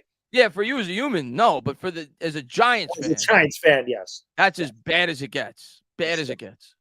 I am going to say this. I've talked about this before. 1976, the Giants. That's when I was born. The Giants were the worst team. That was the worst team they ever had. They were 2-12 that year. They were god awful. I think they started 0-9. It was the worst year they ever had. And they were really bad until 1981 when they made the playoffs. I was 5. And then they made the playoffs in 84, 85, and won it in 86. I was 10 when they won it in 1986. Well, my kid was born in 2017. The Giants lost 13 games for the first time in the franchise history. Last year, how old was he? They won a playoff game just like the Giants did in 81. So we might take a step back this year, But rest assured, that Super Bowl's coming because history's going to repeat itself. Oh, Giants are going to win a Super Bowl. It's just a matter of when, not if. We always find a way to win. I just think that's ironic. Yeah, that happened for sure. Both years you were born, they were absolutely god-awful for 5 years, and they won a playoff game. And, of course, in 81, we beat the Eagles. And last year, the Eagles took us to the woodshed. Daniel, thank you for the super chat. He says, Daniel Jones has a Josh Allen-like breakout performance against the Bills on route to a glorious victory. That'd be awesome. I'm calling it, and I'm going to either look like a moron or a genius. That is going to be our upset of the year. We're going to beat the Buffalo Bills. I'm calling it. And I got my reason. Dable and Shane. They know that organization through and through, just like Wink last year with the Ravens. That's my upset pick of the year. Damn straight. I love it. Drillsy, thank you for the super chat. If you own a 7-Eleven, where'd you get Joe Judge managed? No, I think I've said before, Joe Judge couldn't manage a 7-Eleven. He could pump gas in Jersey. I also think Joe Judge might steal Coors Light. So Joe Judge couldn't manage a 7-Eleven. He couldn't manage a McDonald's. He couldn't manage a bathroom. My God. You want to know the effect? You want to know the effect of Joe Judge? Joe Judge leaves the Giants last year, and we all know he's an offensive mastermind. So naturally, the Patriots hire him to be the offensive coach or whatever he was. He was an assistant, whatever he was. The Patriots offense last year scored 100 less points than they did the year before he got there. And the year he left the Giants, they scored 100 more points. So a 200-point swing. Joe Judge has a lot of power in the NFL. 200-point swing. 100 less for the Patriots, 100 more for the Giants. He's worth 100 points. Fundamentally, we executed, and executionally, we fundamental. That's true. That's Joe Judge. Yeah, he sucked. Yeah, he was but he might be able to manage a bathroom. We all know the playbook was a roll of toilet paper. That's true. Good call by you. That was last month, Chris. If I didn't have you doing those games with me, I don't know what the hell. I could never got through that. That was so hard to watch. That was such bad football. They had minus 10 passing yards against the Bears. Minus 10, the first play of the game. Remember, I think it was Glenn. It might have been Fromm. I forgot who the starter was, but he dropped back, got sacked, he fumbled. The Bears recovered, went all the way down to the 1. Remember that? It was hilarious. Yeah. It really made you realize just how bad. Because, and obviously the quarterbacks were awful after Daniel Jones went down. God. But it really made you realize just how bad the offensive play callers were. If Dable and Kafka were here, Fromm wouldn't look that bad. They would have found a way to move the ball a bit. They would run back-to-back quarterback sneaks, I can tell you that. So it really made you realize just how bad the offensive play callers were. I would get Joe Judge to clean the bathrooms and sweep the floor, mop the floor, and like I said, pump the gas if I owned a 7-Eleven. That's what Joe Judge would be doing. That's about it. Gavin, taking out the trash. Gavin, thank you so much for the super chat. Who is a surprise cut? Also taking my son to MetLife from Florida for the first time for the Washington game. Looking forward to a big W. Let's go G-Men. We'll have fun at the game, obviously. I don't know how old your son is, but yeah, have fun, Gavin. Hopefully you and the little man have he might not be little, he might be 17. I don't know. But hopefully you have a good time. And I think, Chris, we kind of touched on earlier. Surprise cut for me would be Sterling Shepard. Yeah. Not because I think he's good enough to make the team, but he's Sterling Shepard. But I think that could be a surprise cut. Yeah, I'm rooting for Shep to make the team, and we'll see. And he's looked decent in the clips I've seen. But, yeah, I guess that would be my pick for a surprise cut. I'm still at least 50-50 he's going to make the team. Because, like I said, injuries will sort themselves out and, whatever. But I would not be surprised if he doesn't make the team, and I think a lot of Giants fans would be surprised. So I think that would be thought of as a surprise cut. I'm trying to think of another one. Would DJ Davidson qualify, being that we drafted him last year in the 5th round or 6th round or whatever? Usually you're not going to cut your draft pick the next year. I wouldn't be surprised if he gets cut because we have a pretty deep interior defensive line. We drafted the kid from Oregon this year, the interior defensive lineman. So I wouldn't be surprised if he gets cut, if that counts. So I'll throw him in the mix. DJ Davidson is a potential surprise cut for the Giants. Yeah, no question about it. Guys, do me a favor. You haven't done so. Again, hit that thumbs up. And make sure you subscribe to this channel as well. And of course, make sure you subscribe to the Entertaining Talking Sports. I just got to do something because I'm seeing, I don't have the like sub only thing on here, and I see these bots coming in there. Of course, my mods are the best, so I know they're taking care of it. But let me make it a little easier on them, so they ain't got to worry about that crap. We'll just put this on there, so that can't get on there. But yeah, make sure you guys subscribe to the channel, ring the bell, all that good stuff. Chris and I are gonna be live all year. This is gonna happen. We do this show every week. We alternate channels. We do every game. We alternate channels. So hopefully you guys, girls, who are new to the channel are enjoying the content. We have the best chat on YouTube. We got the best fans there is. And man, come along for the ride because it's going to be a fun one this year. The first year in a long time, probably since Chris and I started doing this show back in 2018, that we went into the season with high expectations. Yeah. Hopefully they let us down, Yeah. but these are reasonable expectations. Again, we're not sitting there going to 12 and 5. To be fair, I would say not this high, but we had pretty high expectations going into 2021. Yeah, pretty high because we got the big off season and but yeah, this year definitely a bit higher. Obviously, coming off a playoff win. Got that. Andrew, thank you for the super chat, man. Appreciate it. Dr. Garrett, which I love the fact that we made that up for him. Was it Jets camp? We're beating the Jets. Oh, as long as if Dr. Garrett just like touched Aaron Rodgers, we got it. I want to give Andrew a quick shout out. He's been a long time supporter of my channel, your channel as well. He started a fantasy football channel. I'm going to drop the link in my stream tomorrow during the game at some point.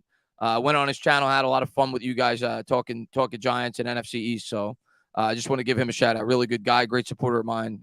So I'll definitely drop that link in the stream tomorrow, Andrew. So come on, swing on by. Yeah, I got my fantasy football draft September 1. 2 keepers, Joe Burrow. He's going to cost us a first round, but we draft last in the first round because we won it last year. So I'm going to keep him. And we thought about keeping Chris Olave, but we decided not to. So now it's between do we keep Devontae Smith for a 7th round pick, or do we keep Jalen Waddle for a 4th round pick? And I'm leaning towards I would Waddle. keep Smith. I mean, well, you're a Giants fan, so maybe Waddle. Well, I lean towards Waddle because I think he has bigger playability than Devontae Smith. And in our league, you get bonus points for 100-yard games. You get bonus points for 40-yard touchdowns.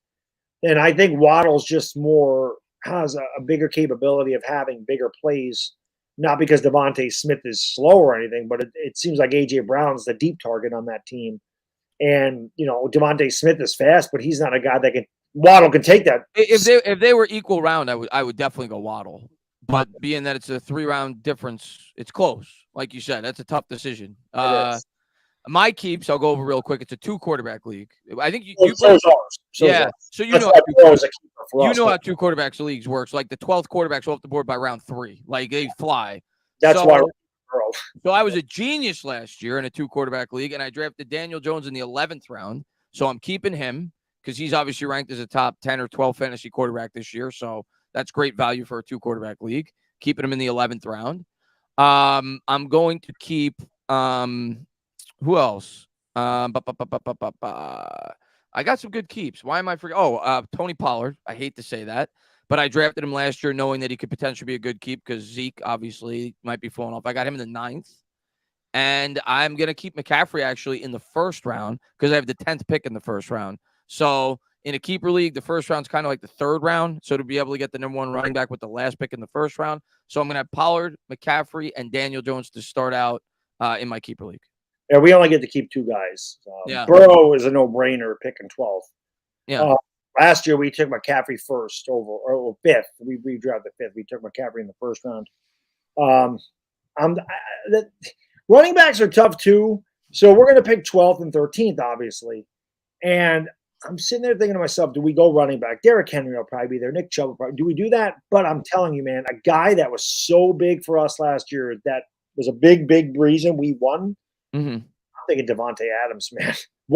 I'm telling you, wide receivers seem to be much more valuable than running backs anymore. And Devontae Adams is not going to make it all the way back to us because we took him in the 2nd round last year. Right. Like the 17th pick or whatever it was. And then we got Burrow in the 3rd round. So I might lean towards taking Devontae Adams at the beginning of Garoppolo's throwing to him, but it's not like Garoppolo. Adams is going to get his targets. He's the guy there. So that much worse than Derek Carr. Yeah. I think Garoppolo's pretty close to on par with Derek Carr. Is it crazy that I think Garoppolo is one of the most underappreciated quarterbacks in the league while still recognizing that he's okay to pretty good? But I feel like a lot of people just think he's like a piece of crap. The guy went to 3 NFC title games in a Super Bowl. And he when he didn't play, the 49ers were awful when he got hurt. So to me, he's kind of like Dak. Like when you support him with a really good team, he goes further than Dak. But yeah, I think Garoppolo's a bit underappreciated by some fans, and maybe I don't know. He's tough to judge because I think he's actually a pretty good quarterback, but he's obviously has a bit of a limited ceiling. I don't know how to judge Garoppolo. Yeah, it's weird. It's a weird. He's got like one of the best winning percentages in NFL history. It's hard to judge him. It's kind of like Alex Smith. It was that type of. But I do. I'll have to talk to my buddy. But I'm thinking Devontae Adams might be the guy to go in the second because he had 1,500 yards. I think he'll do the same thing this year. That's more yards than a running back's going to get. Yeah. Unless if Saquon usually goes early, but if Saquon's here, or McCaffrey's not going to make it that far. I don't know. We'll have to see how it plays out, but I'm kind of leaning that wide receiver, and then we'll go running back 3rd and 4th round. It's kind of what we did last year, except we got Burrow in the 3rd round. We took McCaffrey in the 1st. But running backs, they shift so much throughout the year. You could always pick one up off the waiver wire because there's always those injuries. Oh, yeah. Wayne Gallman was a waiver wire find a couple of years ago. You always get guys like that. Smutty, thank you so much, man. Appreciate it. Says, haven't been here in a while. Hope you all good. Still breathing. What's going on, Smutty? Good to see you, man. What is it? What is that? What kind of car is that in his picture? Is that a Batmobile? I can't see it. Another hour, but I'll be up soon. Okay. Professionally certified hater, thank you for the super chat. Appreciate it. Bills are good, but they also lost to Zach Wilson, so I don't know how good they really are. They have a lot of weaknesses covered by Josh Allen. Jets 2-0 against them. I'm telling you, I that's my shocker of the year, man. I don't know. I maybe I'm putting too much stock into Dable and Shane, knowing them well. I don't know. I think we're gonna find a way to win that game. I really do. I do. I really think we're gonna have a shot to beat them. I think so too. Sky, thank you for being a member 10 months. He says, I can't wait to watch a real New York team tomorrow because obviously he's been watching the Yankees with me. And you see the emoji of Boone putting up 4 fingers to walk a guy. It's hard to tell if he had this finger in his nose. He doesn't, but I'm sure you could find a thumbnail of Boone with his finger in his nose because he's always trying to pick a winner, and he hasn't done that in many, many years. I'm excited to check out the Giants, though, tomorrow, Sky.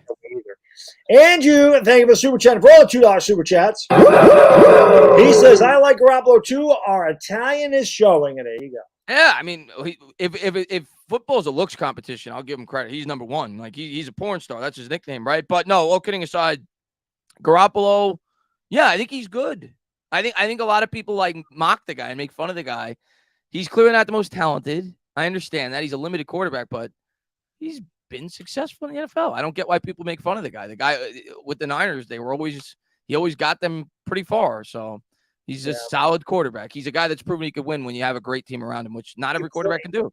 And not to mention, he flirted with Aaron Andrews at the end of one. That's true. That's true. Her husband would have. But it might have to do with the fact that he's Italian. I don't know. But her husband would have completely demolished him. My son's waving the flag over here. Speaking of Italian, what do you think of DeVito? You excited to see him tomorrow for the Giants? Yeah, it'll be interesting to see good old Tommy D. New Jersey kid. Right, throwing around the pigskin. So, I'm just excited to get football back, man. I can't wait to see the Giants play and check out these, the younger players. And like I said, hopefully no injuries. I'm not going to worry about the final score, but you want to see them execute and play well. And, there's definitely some guys we're looking forward to see. And, maybe somebody pops up like Timon Fox kind of popped up out of nowhere last year. So who's that guy? Who's this? That'd be nice to see him pop up because we need some help off that edge. Maybe he'll be that depth guy that we're all hoping for. Maybe he stands out. Maybe Zimenez stands out again. People forget Zimenez actually. I don't like Zimenez. Zimenez actually played really well for the Giants last year. The first 2 or 3 games of the year when he had to play, right?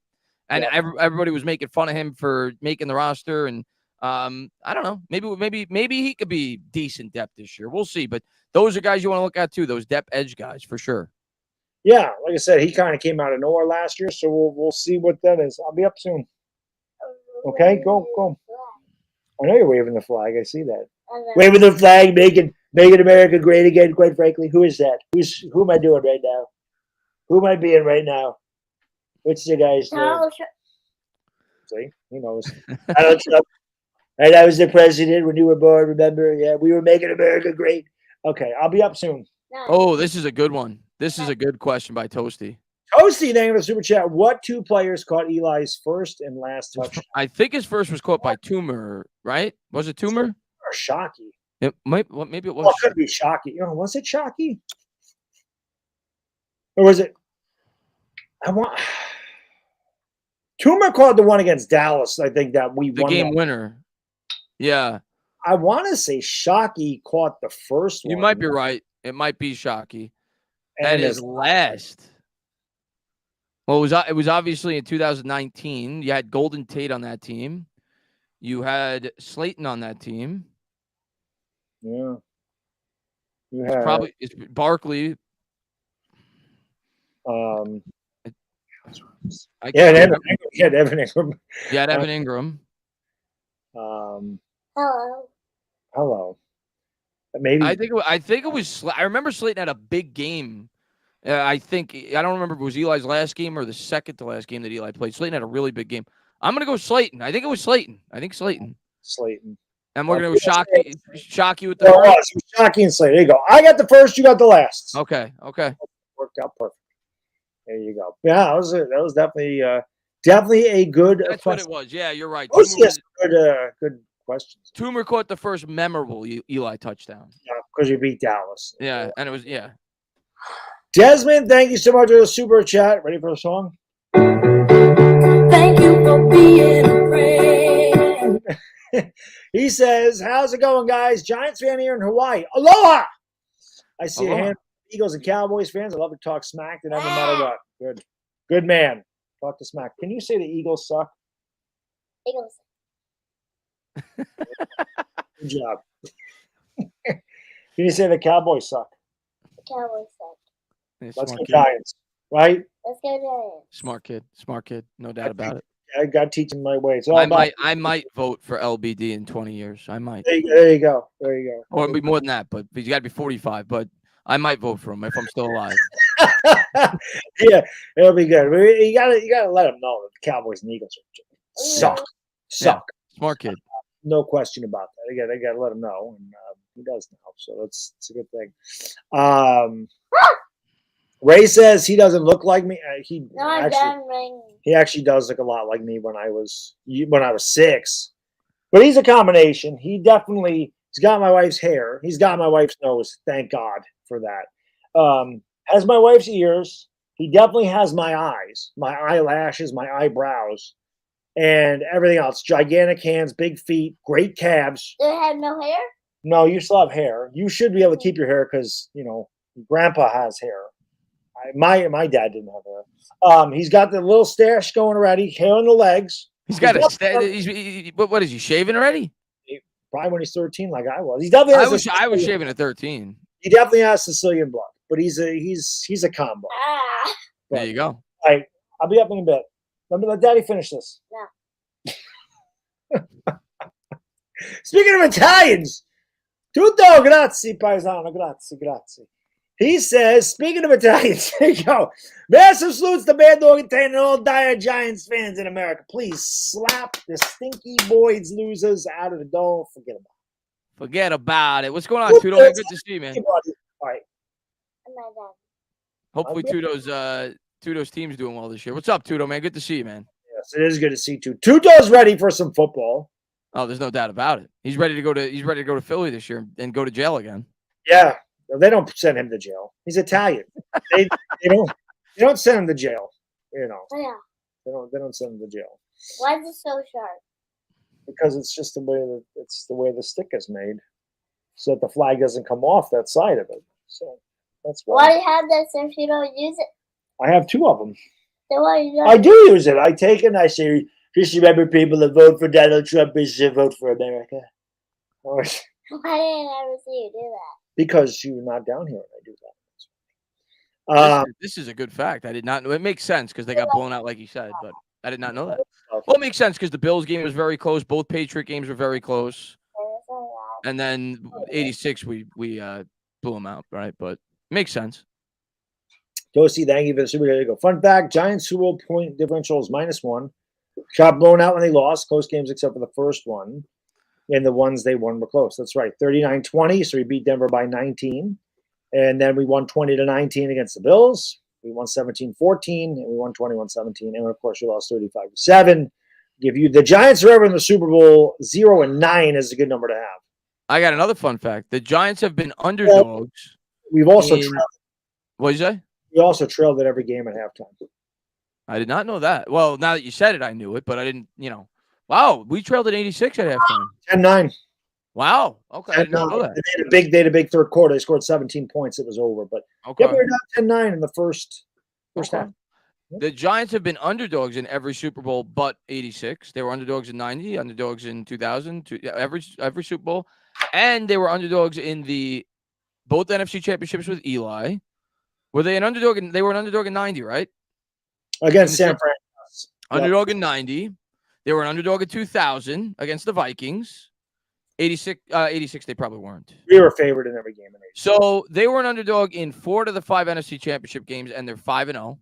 Yep. And they were an underdog in 4 of the 5 Super Bowls, and they're 4-1. Yep. That's pretty crazy. It is crazy. Never count out the Giants when they get there. That's pretty crazy. Never count out the Giants when they get there. Never count them out. The 86 team won a lot of close games. They had a really brutal schedule, though, man. You go back and look at that 85 team. I mean, I remember John Madden saying, Phil Sims beat every Pro Bowl quarterback that he played, but Dallas was a proverbial playoff team. We beat them. Philadelphia was a proverbial playoff team. We beat them. Minnesota was, I think, 7-3 or 7-4 when we played them. So they were a good team. Denver, we played them in the regular season. They went to the Super Bowl. Washington lost 5 games the entire year. We beat them 3 times. We played San Francisco. They made the postseason that year. We were down 17-0 to them at the half, came back won. We were down 17-0 against the Saints. Mark Bavaro broke his jaw. We came back and won that game. The funny thing is, the Giants lost against Seattle 17-12. And we had a chance to really should have beat them. And Sims turned the ball over a lot, and we couldn't put the ball in the end zone. Lost 17-12. Could have won that game. And the first game against Dallas, we lost in the last minute. They really could have won undefeated. A lot of games are close.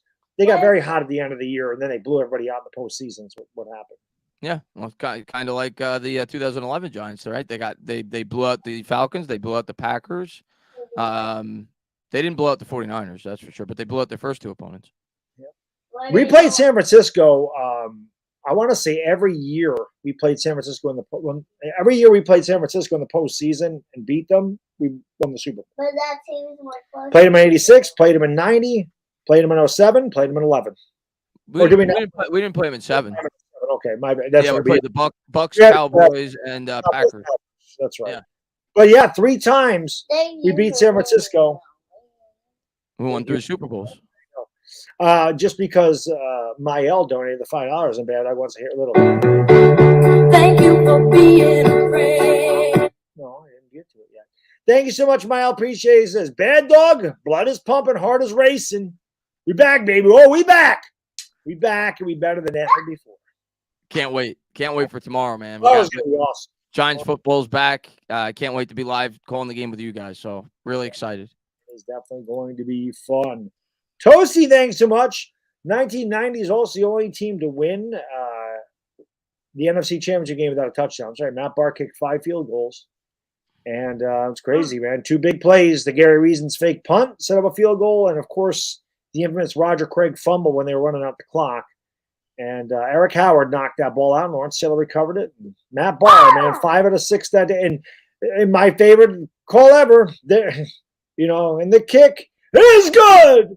There will be no three-peat. There's that. There will be no three-peat. And then, of course, there's those 4 words are great.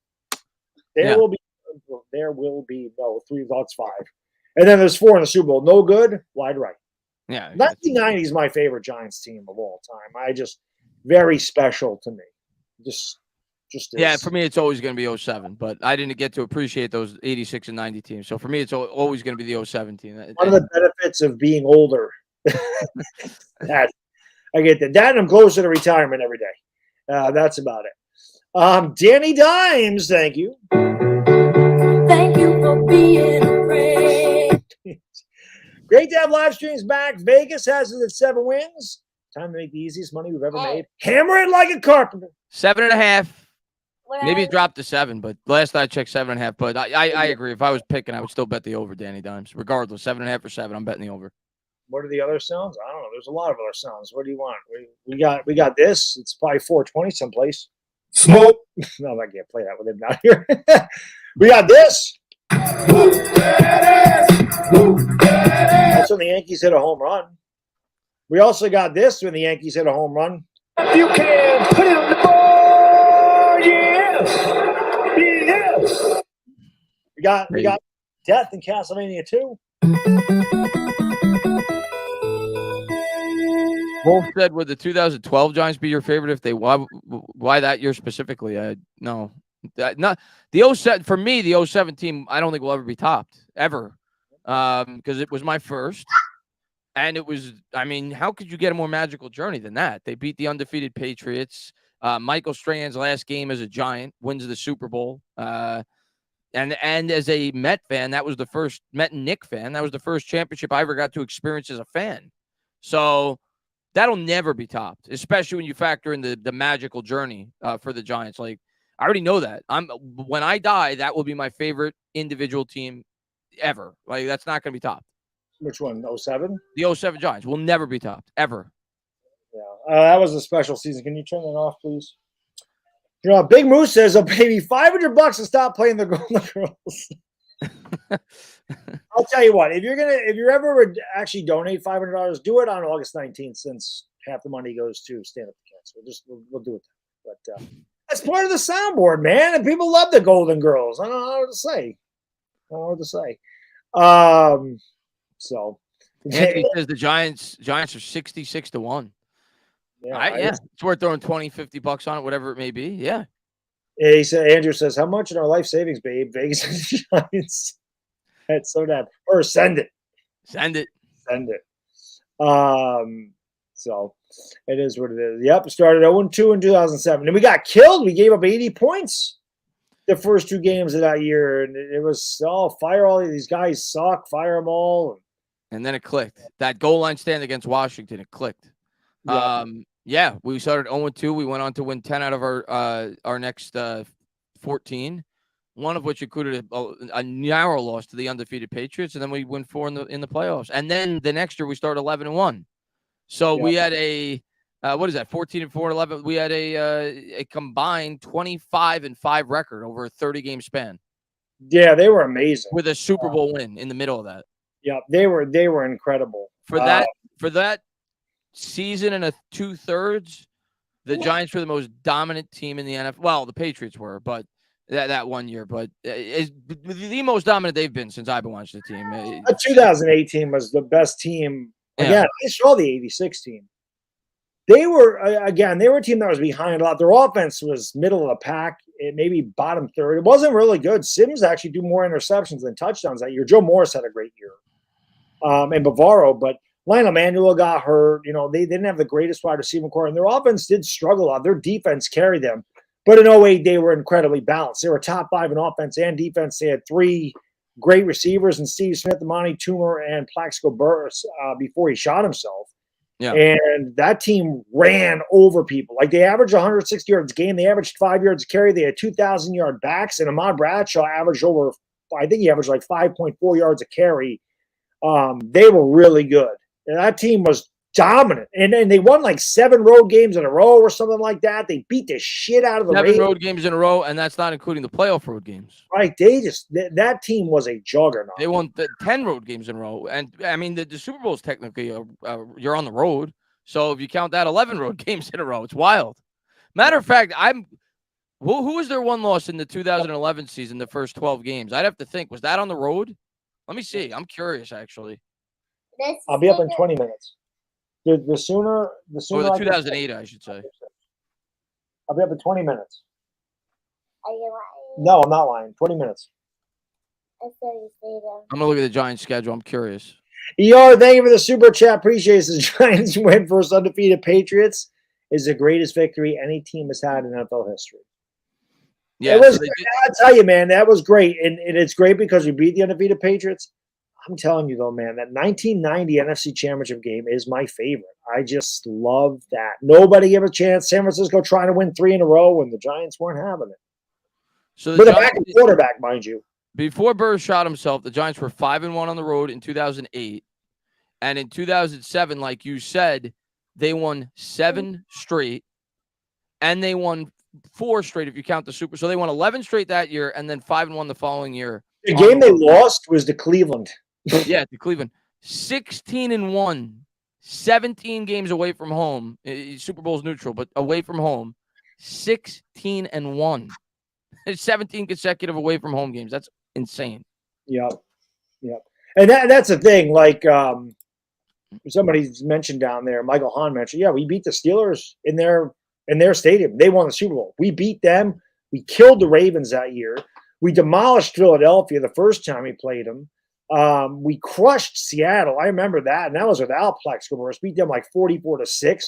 We beat the hell out of Dallas. We beat the hell out the first time we played Dallas. We beat the hell out of them. We beat the hell out of Washington. It was just crazy. And then Carolina was the best team in the NFC, and we ran for over 300 yards against them. Yeah. That was just the Ravens game. The Ravens game to this day is still one of my top 5 favorite regular season Giants games. Yeah, they hadn't given up 100 yards. They hadn't given up 100 yards to a team in like 2 years. The Giants ran for over 200 against them. Yeah, that is still. I was in awe that day of how we were able to just pound the ball in that run defense. Toasty says, think of times missed a third kick. He didn't. I don't want to think about it. Yeah, I don't want to think about that, Toasty. I don't want to think about that. No, next time. I'm going to be honest, though, Toasty. I thought he was going to miss it because I did too. Yeah, the first 2, he wasn't even that close. So that was a long one. That was like 47 yards. Yeah, I didn't think he was going to make it. I was so pissed because we get the interception. We have it near their territory, and then the offense didn't do that much of a good job moving it, and Tynes was able to knock it through. But I thought he was going to miss it, if I'm being honest. Now, I know that game went in overtime, but if you watched that game, the Giants beat the shit out of Green Bay. Like, number one, like you said, that was one of the best games you've ever seen was Plexico Burress undress Al Harris. Yeah. That whole game. I will say it till the day I die. I think Burress was sick in that game, too. I think he had the flu, if I'm not mistaken. And you're going up against an all-pro corner in that kind of conditions to have 151 yards and 11 catches. Best performance I've ever seen a wide receiver have in a Giants uniform. Giants going 12-5 in playoff bound. I sure hope you're right, Anthony. The other thing, it's funny that, Brett Favre's last pass was as a Packers was to the Giants. It's pretty. It's also very ironic that the Packers have had 2 quarterbacks in 30 years, and both of them left the Packers for the Jets. It is. What are the odds? Yeah, that's true. Now, it didn't work out with Favre. Yeah. You think Aaron Rodgers ends up in Minnesota like Favre did? No, I think he's going to stay with the Jets. I think he likes it here. I think he's going to stay with the Jets. But, hey, you never know. Dire Giants is little bad dog likes older girls. Enough said. He does like that. But it was, listen, man. The Giants have had a wonderful history. From 1986 to 2012, I mean, they were one of the best teams in the entire NFL. I mean, they won 4 championships. They were in 5 Super Bowls in 25 years.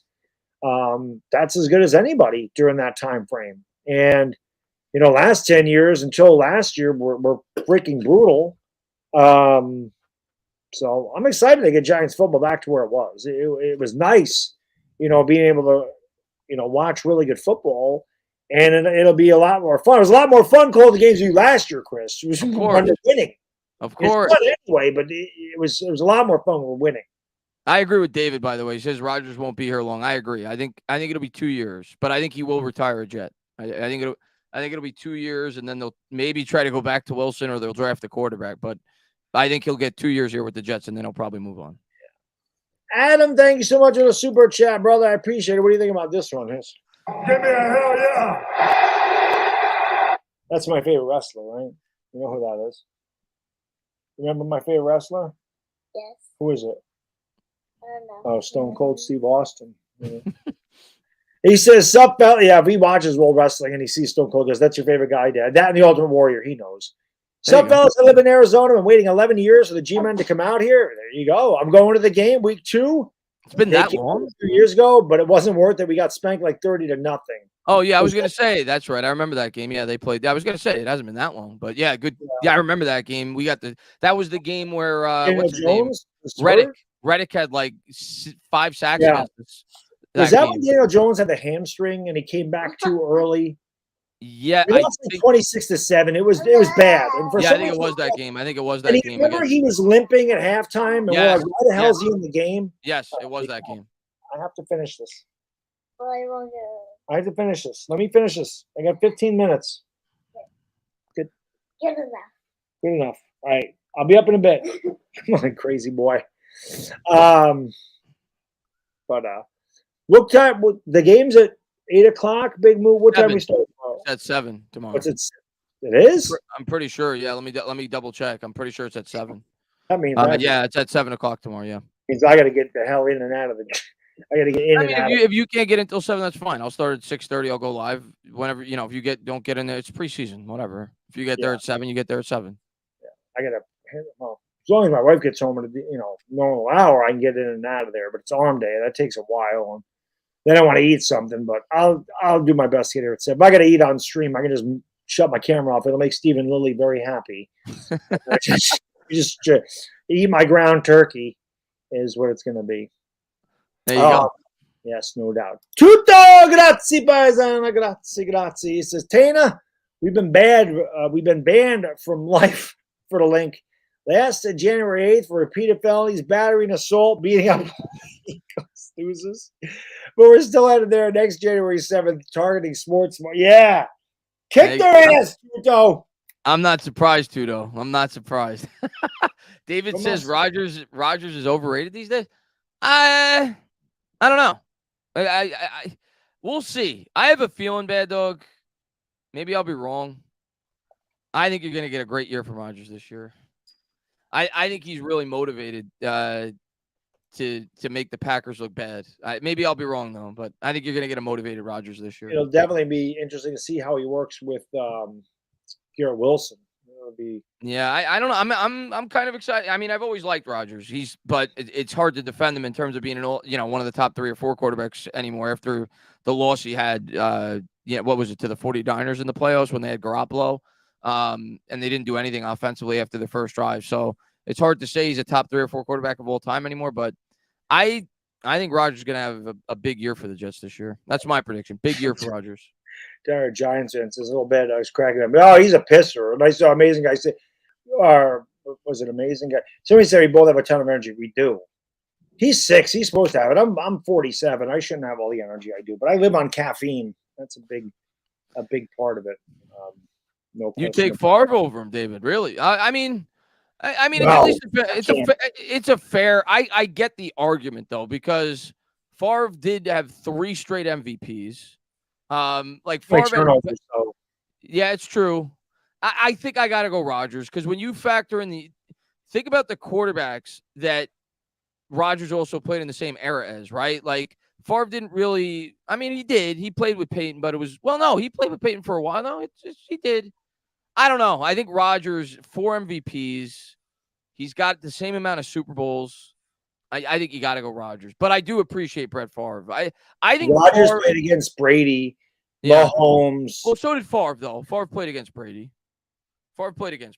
Yeah, that's true. Favre did last a long. He lasted a long time, but not at his peak though. I think Rodgers is better than Favre. Yeah, I think Rodgers. I think Favre is tougher than Aaron Rodgers. I think Favre has gotten a little underrated though at this point, because I think a lot of people have discounted Favre because of his picks. Favre was he was great. Well, yeah, like you said, he won 3 straight MVPs. 3 straight MVPs. He won a Super Bowl. Yeah, I think it's closer than people think, but I agree. I would lean towards Rodgers, but Favre was incredible. Favre cost me a massive parlay in that game against the Saints, because I remember taking the Vikings were like a 7.5 point dog, and I took them straight up. Yeah, and I had like a $50 parlay on them, and I forgot who the other game was. It was the Saints. Oh, it was the The Colts, did they play the Jets that year in 09? That was the Jets played I know they played the Colts Colts. went to the Super Bowl that year. Yeah, so yes, it was Jets Colts in the So championship. I had the Colts and whatever the over under was, and I had the Packers straight up and I believe the over, whatever it was. I just needed the Vikings. I needed them to win, and they had it. And Favre threw that stupid interception. I'm like, you got to be kidding me. And then that was the end of it. Yeah. Freaking sucked ass. For me, I mean, and then of course, I'm sitting there rooting for Peyton Manning. I want him to win the damn Super Bowl, and of course not. He plays like garbage. Like Peyton Manning, I don't think he's ever had a good Super Bowl performance. I don't think he's ever had a really good Super Bowl performance. The one against the Bears, it was obviously not a good one with the Broncos. Horrible. Yeah. And against I don't think he had a great performance against the Bears, did he? No, he had like 250 and 2 touchdowns and interception. Yeah. It wasn't good. He wasn't really. So here you go. Peyton Manning had a passer rating of 77.4 with 1,000 yards passing, 3 touchdowns, and 5 picks in 4 Super Bowl games. Eli Manning had 4 touchdowns and no picks in 2 Super Bowl games. I thought he threw didn't he? No, he didn't. Did he throw a pick in the first one to the Patriots? Didn't he have like a bad luck pick? Was that in the Super Bowl against the Patriots? I thought. Did he? I thought his first one in 08, it was like a tip ball that was picked off. Maybe against the Patriots. I thought maybe it was against the Patriots. I think he did. I think he threw a pick early on in that game. That might have been against the Niners, but I guess not. Yeah, I think he threw one pick in the first Super Bowl he was in. But it was like a bad luck pick. It was like a tip ball. Yeah, it definitely was tipped. I just forgot about that. But regardless, he threw more touchdown passes in 2 Super Bowls than Peyton threw in 4. Yeah. Peyton only won 1 Super Bowl MVP. Yeah. And, where am I here? Kobe, thank you for Super Chat. Eli or Rodgers? Me, Rodgers, but I love Eli, of course. Well, I mean, Rodgers is better than Eli. I'm not going to sit here and try to argue for Eli. No, yeah. But in the clutch, give me Eli. I'll take Eli. In the clutch, give me Eli. Anybody. Yeah. But no. You got to go Rodgers. I mean, the guy had a 10-to-1 interception to touchdown ratio 2 years ago. Like you got to go Rodgers. Yeah, I can't say it's not close. I love Eli. He ain't Aaron Rodgers. He never was. Yeah. Just like Daniel Jones, I never beat Pat Mahomes. But yeah. But like you said, big game. Yeah, I'll take Eli. I mean, they went up against each other in the big game. Rodgers had all the advantages. He had the bye. He was at home. Eli kicked the shit out of him. Eli kicked the ever-living crap out of him. He should have beat them like 47-6. They fumbled. They gave it back to him. There was the late hit on OC, which was crap. That led to 14 Packer points. They didn't deserve those points. Yeah. Big game, I'm taking Eli.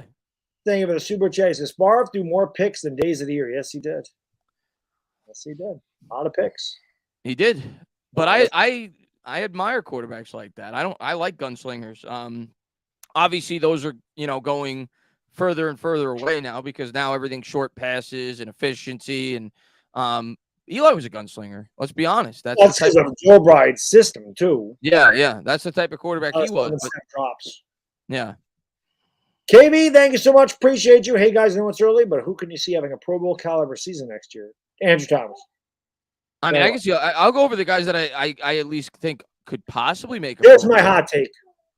Daniel Jones, Pro Bowl quarterback. Oh, Daniel Jones. I think Daniel Jones has a shot to make the Pro Bowl. The NFC doesn't have great quarterbacks. Hot take.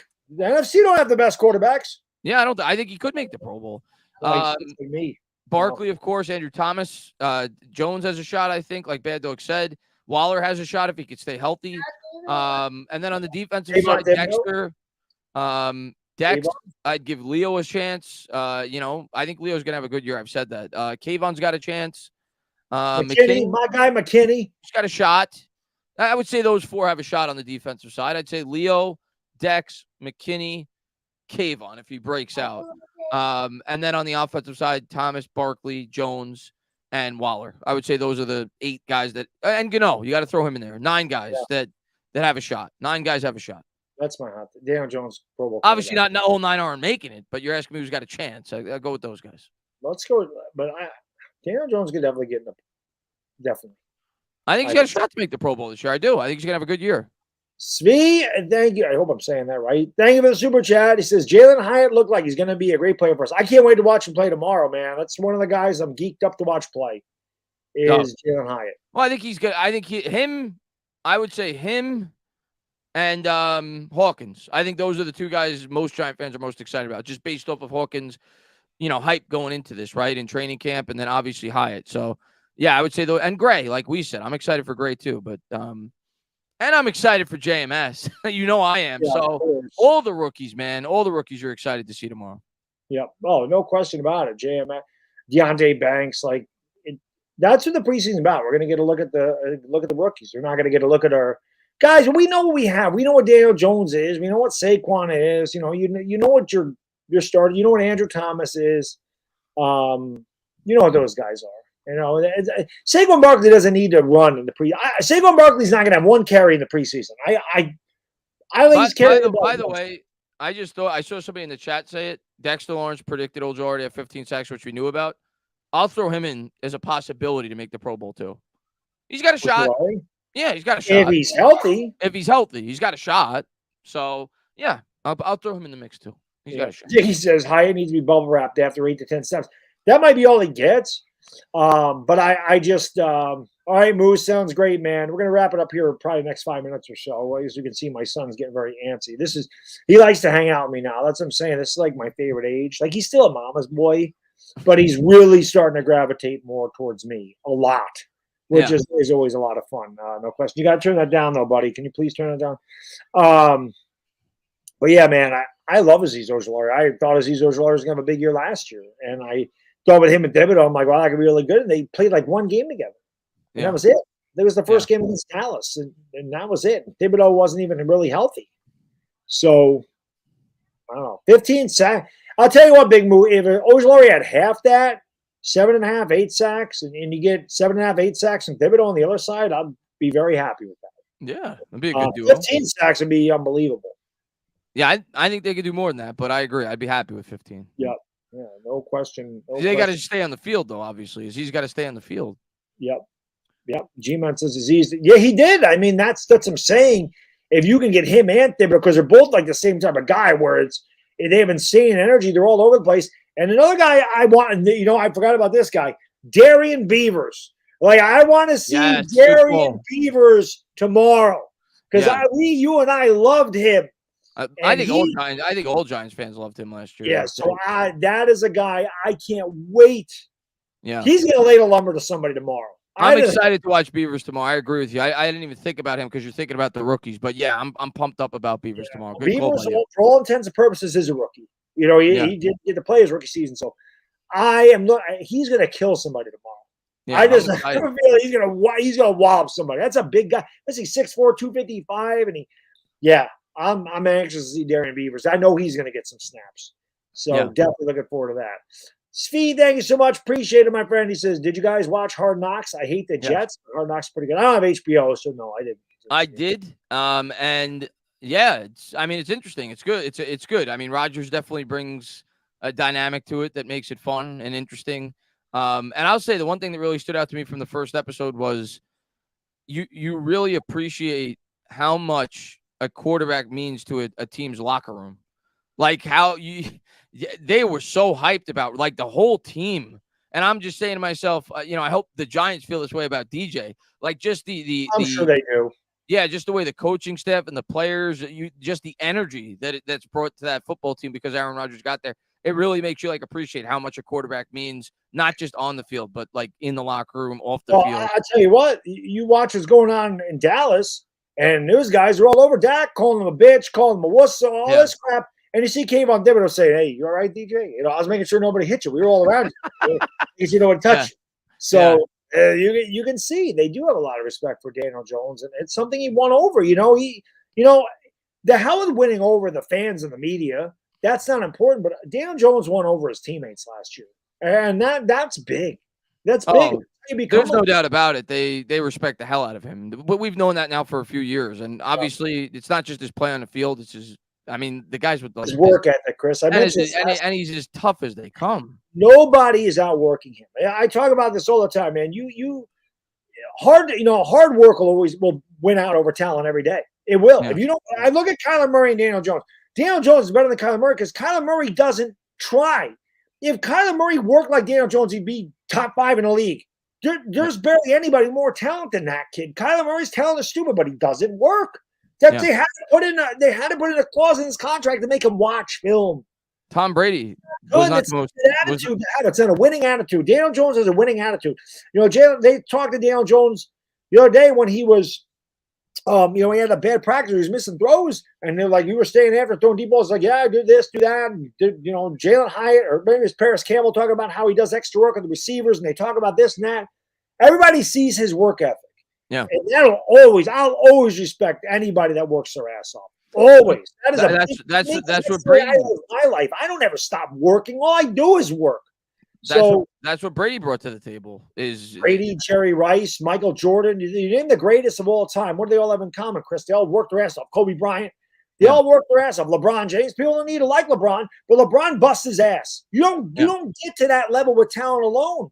You don't get to be the best of the best by resting on your talent. Because everybody at this level has talent. When the guys that work hard are the guys that are elite guys. Yeah. And Daniel Jones wants to be elite. We'll find out if he could get there, but it's definitely not going to be because of lack of trying. The guy works his ass off. Since I know Big Moo went to bed, he don't like it. But Ambassador, thank you. Thank you for being a friend. He don't like skid lights. I used to argue that Peyton was the GOAT until he got lit up by Seattle and Brady beat them. When Manning's team lost, he was the cause. He was not good in the Super Bowls, man. He was not. Yeah, I mean, Peyton is the greatest regular season quarterback of all time, in my opinion. Brady's the greatest quarterback. Brady. But I think Peyton's the greatest regular season quarterback. But I mean, Brady's the GOAT. Brady's the GOAT. But yeah, when push came to shove, come playoff time, Peyton came up short too many times. He can't go down as the greatest, but he changed the game. There's very few players in the NFL that changed the game. He did. He was a coach. They didn't need an offensive coordinator. It was Peyton Manning. So he definitely changed the game, and I think he influenced a lot of he was amazing. He is probably as big of a reason as any player in the NFL for why the game is the way it is today. A pass-heavy league, protecting the quarterback. Like, he definitely influenced the game. He changed the game, and incredible quarterback. Smartest quarterback I think I've ever seen. Another guy that worked his ass off. Yeah. I mean, it's just like I said, it's common denominator. Tom Brady worked his ass off. Tom Brady came out of Michigan. I was joking around the other night. In his 40, right out of college, he's 23, whatever he is, running a 40, ran a 5.26. I am 47, and I can run faster than that now. Yeah. Okay? So that tells you all you need to know. Nobody thought Brady was – who's this Tom Brady guy? Oh, just the greatest quarterback in the history of football, the 199th pick overall. Jerry Rice was the 17th pick in the first round out of Mississippi Valley State. So it's not like Jerry Rice was this gigantic talent. I mean, he was obviously talented to go in the first round. Pat Mahomes works his ass off. You don't get to this level. Trevor Lawrence is another guy. You become elite because you have elite talent, and then you work. And that's what it is, man. These guys, they pump me up because I love those guys that bust rest. That's where you earn respect. I don't give a damn what line of work you're in. You want to earn respect amongst your peers, you work your ass off because it does not take talent to hustle, man. It takes effort. You're a full effort guy. You're always going to be respected by your peers. So that's all. And the fans. Yeah.